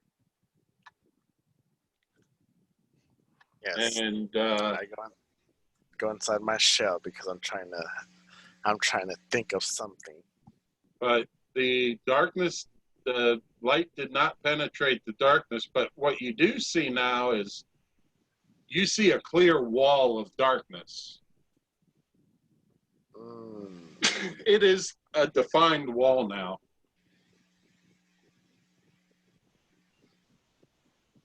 I look at Delve. It's like, you take care of this, I'll figure it out in my own way. And I go inside my shell as I try to think. All right. That's going to bring up Bosch. You are laying prone against that wall. And in total darkness, you felt objects clatter around you.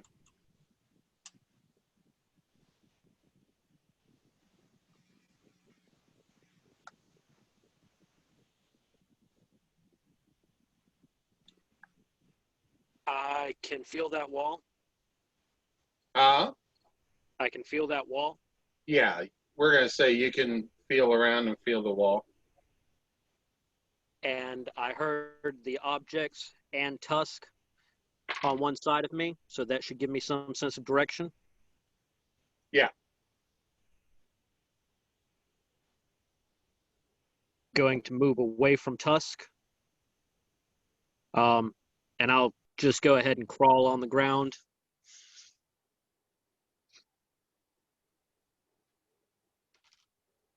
Okay. You're crawling? Yep. All right. You take 3 points of damage as something slices into one of your hands. But you're able to get out of that corner. Right on, just a Rather, sec. you reach a new corner. You feel your way to the corner. You know you're at the corner of the bathhouse and the wall.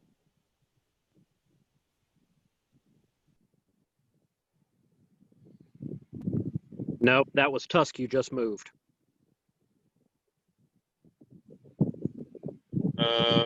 No, Tusk is still in the corner.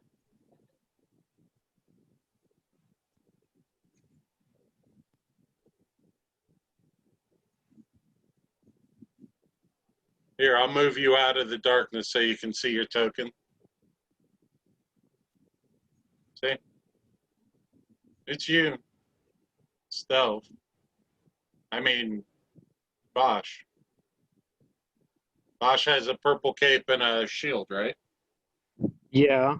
Yeah, that's Now, you. I was in the fountain. Yeah, and then the thunder wave And got, blew you out of the fountain and rolled you into the wall here. And then you crawled. You said you were crawling away. You can either crawl. I'll let you decide. You want to crawl back up onto the fountain, or you can follow the wall.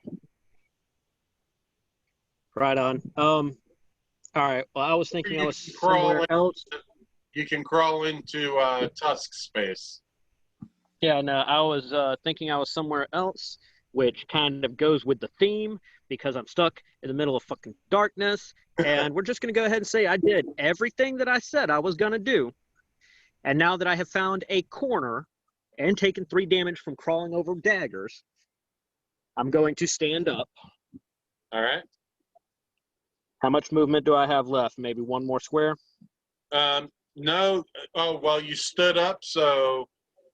That's half plus 10. That's 15, is 25. 25. So, yeah, you can move 1 more square. I'll give you a free 5 feet.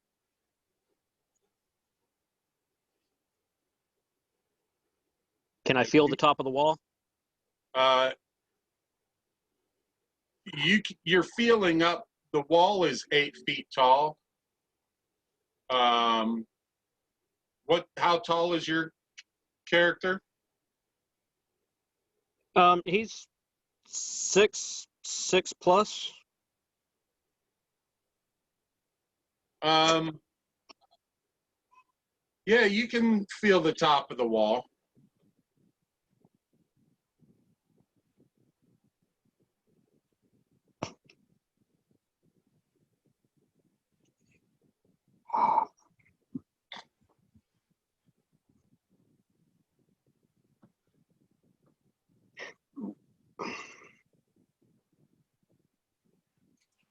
Okay, I have really got nothing. I'm going to stay right where I am in the corner, and I am going to start praying because it looks like I can bless 3 people without having to see them.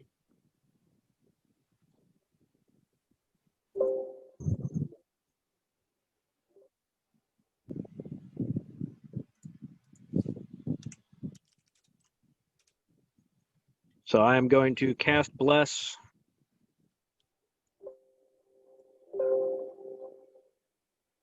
on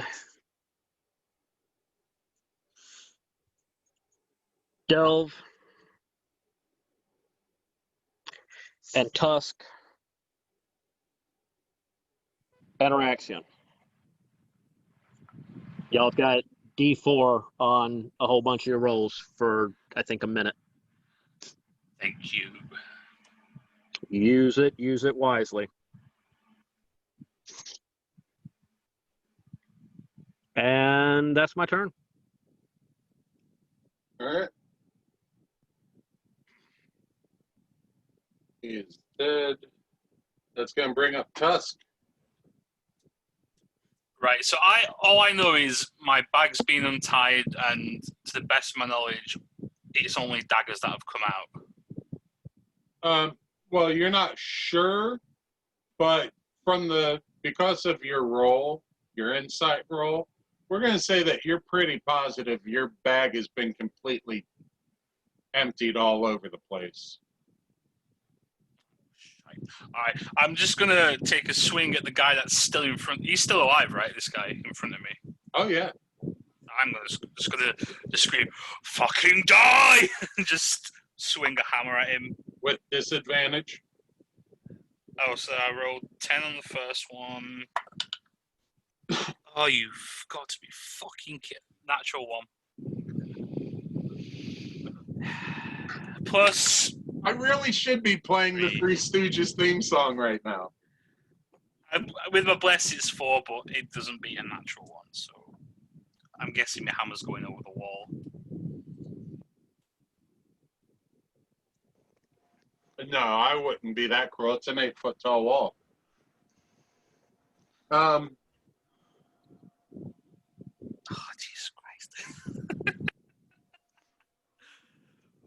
What is this game? So, hold on. Someone just sent something.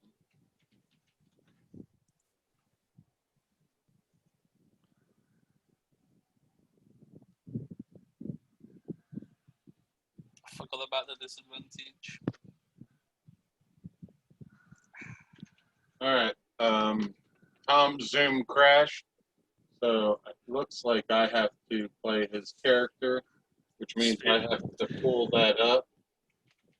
Great. Now I'm playing one of your characters and the bad guy. Actually, you know what? It's 4 o'clock. So we're going to save this game right here, right now. But before we do that, What happens to my weapon? we're going to say Tusk. So you go to swing your Warhammer up, and you're really not expecting anything. So, I mean, your grasp on your hammer is okay and firm, but you're not really expecting anything out of the ordinary. And you hear something say, "What the flying fuck? Now things are coming out of darkness at me?" And you feel as though your Warhammer is wrenched out of your hand. And you hear a voice say, "Oh, I got a new toy!" I love this imp. Oh, boy, that ain't good. This is not good. All good. At this point, I'd just like to Things Go Eric's for- dead are freebies. the biggest pile of my stuff and just kind of Crush it. lie down on it. So that, I don't know. I was thinking because I didn't know everything had been emptied out of the bag. I was gonna put my shield on top of the bag and sit on it, but all the stuff's out. Oh, this is carnage. I'm just gonna turn to the voice and just say, "If you give me my hammer back, I'll give you something special." And just hope the imp gives me my hammer back. All right. So I've got all of our initiatives. I took pictures of our initiatives. All right. And you hear off in the distance feet running on the other side of the wall. Oh no. And you hear voices. And the voices, one of them in a female voice says, see, we leave them alone for a few hours, and this is what fucking trouble they find themselves in. You hear Rook's voice as she approaches. And Bunch of fucking idiots. that's where we're ending, guys. Oh boy. We're ending with Oh my god. Sim. I do not want to lose anything to this chap on the roof. I was debating so hard to take one of those bottles and drink it. The deep red one. Why do they have to pass his concentration check? Oh boy. What a fucking mess. Sounds like I've missed a very interesting game. Yeah, it's been carnage. Yes. I was hoping that we were gonna just blast through these guys as we believe in, but that is not the case. Yep. So, I knew we were fucked when I saw the first picture. I was like, oh no. Yeah, that Sphere of Darkness is a game changer right there.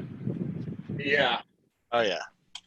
Well, and for the record, the Sphere of Darkness plus the Devil's Sight, like being the only person that can see through it while he casts it, that's fucking brutal. Yeah. Mm-hmm. He's actually going really easy on you guys. Yeah, I was expecting to get like fireballed and all sorts When he told me, because I told him there was a part of the book that I never did for them that I wanted to do for you guys, the dragon cultists, who were trying to reclaim. Now that you've met him and you pretty much know what he's after, I'll talk about it openly. It is in the book that as you exit the bathhouse, you're greeted by dragon cultists who want the treasure of Tiamat back.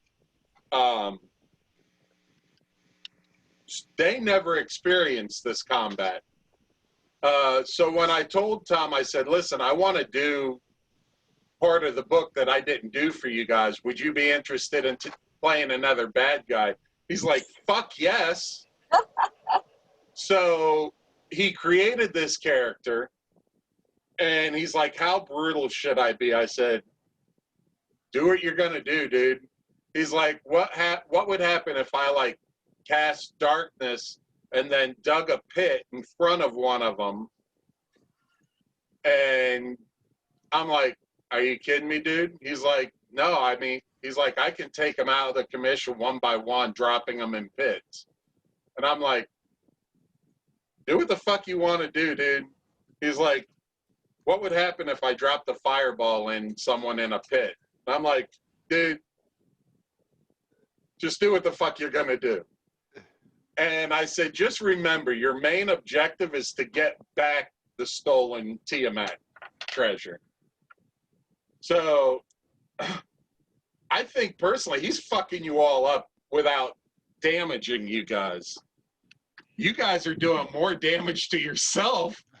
Zarek saying, I'm running. Run. He fucking takes Bosch out. I only had a 5%, 1 in 8 chance to charge this guy. So I was like, you know what? That sounds like good odds to me. I'm a gambler by heart. So Dude, what killed me at that point is all I had to do, before you ran into me, all I had to do was take a step forward and then have advantage on the last of these 3 guys, and I'd have been out of the darkness too, and then all of a sudden, no. Here's a fucking linebacker. Enjoy your breakfast. Enjoy your breakfast. Oh, this has been amazing. Oh, yeah. Your carnage. Well, Luckily, I wasn't too bothered because I was in the corner. I was in the sphere. I was like, oh, I'll just keep swinging at these guys and just take them out. And now he's got to move, hasn't he? So I'm like, oh. yeah. hopefully next week we have our full complement of players back. I am guaranteed I'm in. Yeah, I was wondering. I was like, oh, he's on the roof. Then I remember darkness goes around corners, not through walls. Well, you don't know where he's at. You don't know if he's on the roof, inside the building somewhere. All you saw was him take a step off the wall and disappear. Yeah. He used Misty Step. So. Yeah, it's perfectly fine. I'll update the group chat with all the stuff that we got out of the dungeon. Yeah, but right now, effectively, Tusk, your weapon's been taken from you, and everything in your bag, in your inventory, is laying on the ground, sprawled everywhere. It's time to punch your way out. So, if you had other weapons in there, just take that into consideration. You are blind, and you have no idea where those weapons are. There's a whole bunch of Gotta fight naked. I didn't even think of that. Holy fuck, you don't have a weapon on you and you're blind. Just fall on the floor and pick up a dagger. Yeah, there's, Right. Pick up Okay, the first so- thing that sticks in you. there's 9, 13 plus the 3 I already had in my bag, so there are 16 daggers on the floor. Yes. There are 2 scimitars, 2 hand axes. But you had all of that in your bag, or did you have some of that on your person as well? Bag. Oh, Oh. my hand axes would be probably on my belt, I'd say, because I just take them out when I chop bits off Mhm. people. I mean, depending on how realistic we want to be, that whole bag was filled up with nothing but money. Yeah. Oh my goodness. And that alone was too heavy for the mage hand. Oh, Mage Hand can only pick up 10 pounds. Yeah. And there was a ton of money because it was literally thousands of pieces of copper, thousands of pieces of silver, like Mhm. Don't be ridiculous behind. money. 6,900 copper total. Well, 6,918. 1,750 silver. 2 gold. Oh, and another 12 silver. So yeah, a lot of coinage. We need to figure out a way to kill this guy. Fuck killing them. Cavalry's on the At way. this point, we need to negotiate. Thinking of just lying down on the biggest mound of stuff I can, just to try and prevent him from picking things up with Mage Hand. Yeah. Oh. If my bag wasn't like upended on the floor, I was just going to take my shield off, put my shield on top of the bag, and sit on top of the shield and say, "Try your best." But everything's on the floor, so that can't happen. Yeah, well, You've had a rough night today. that's all happy and thoughtful metagaming, but I mean, This is what I was going to do. Like once think that bag is off you and out of your possession, I mean, you really don't. You know he called you over. He said, "You two come here," but I don't think he has said, "Give me something." So you don't know he wants something you have. Yeah, Yeah. that's, yeah. I mean, Right. that's in all fairness. Yeah. He just called certain ones of you forward. Yeah. Yeah. Because Sorry. we can't see through the darkness, we don't know he's trying to grab things like that. Yeah. Yeah, if Zerix had the I gotta bread. get off of here. I'll talk to y'all soon. Yeah. See you All right, later, enjoy it, Frankie. man. Good game, brother. Yep, good game. Thanks. Appreciate it, y'all. Talk to you soon.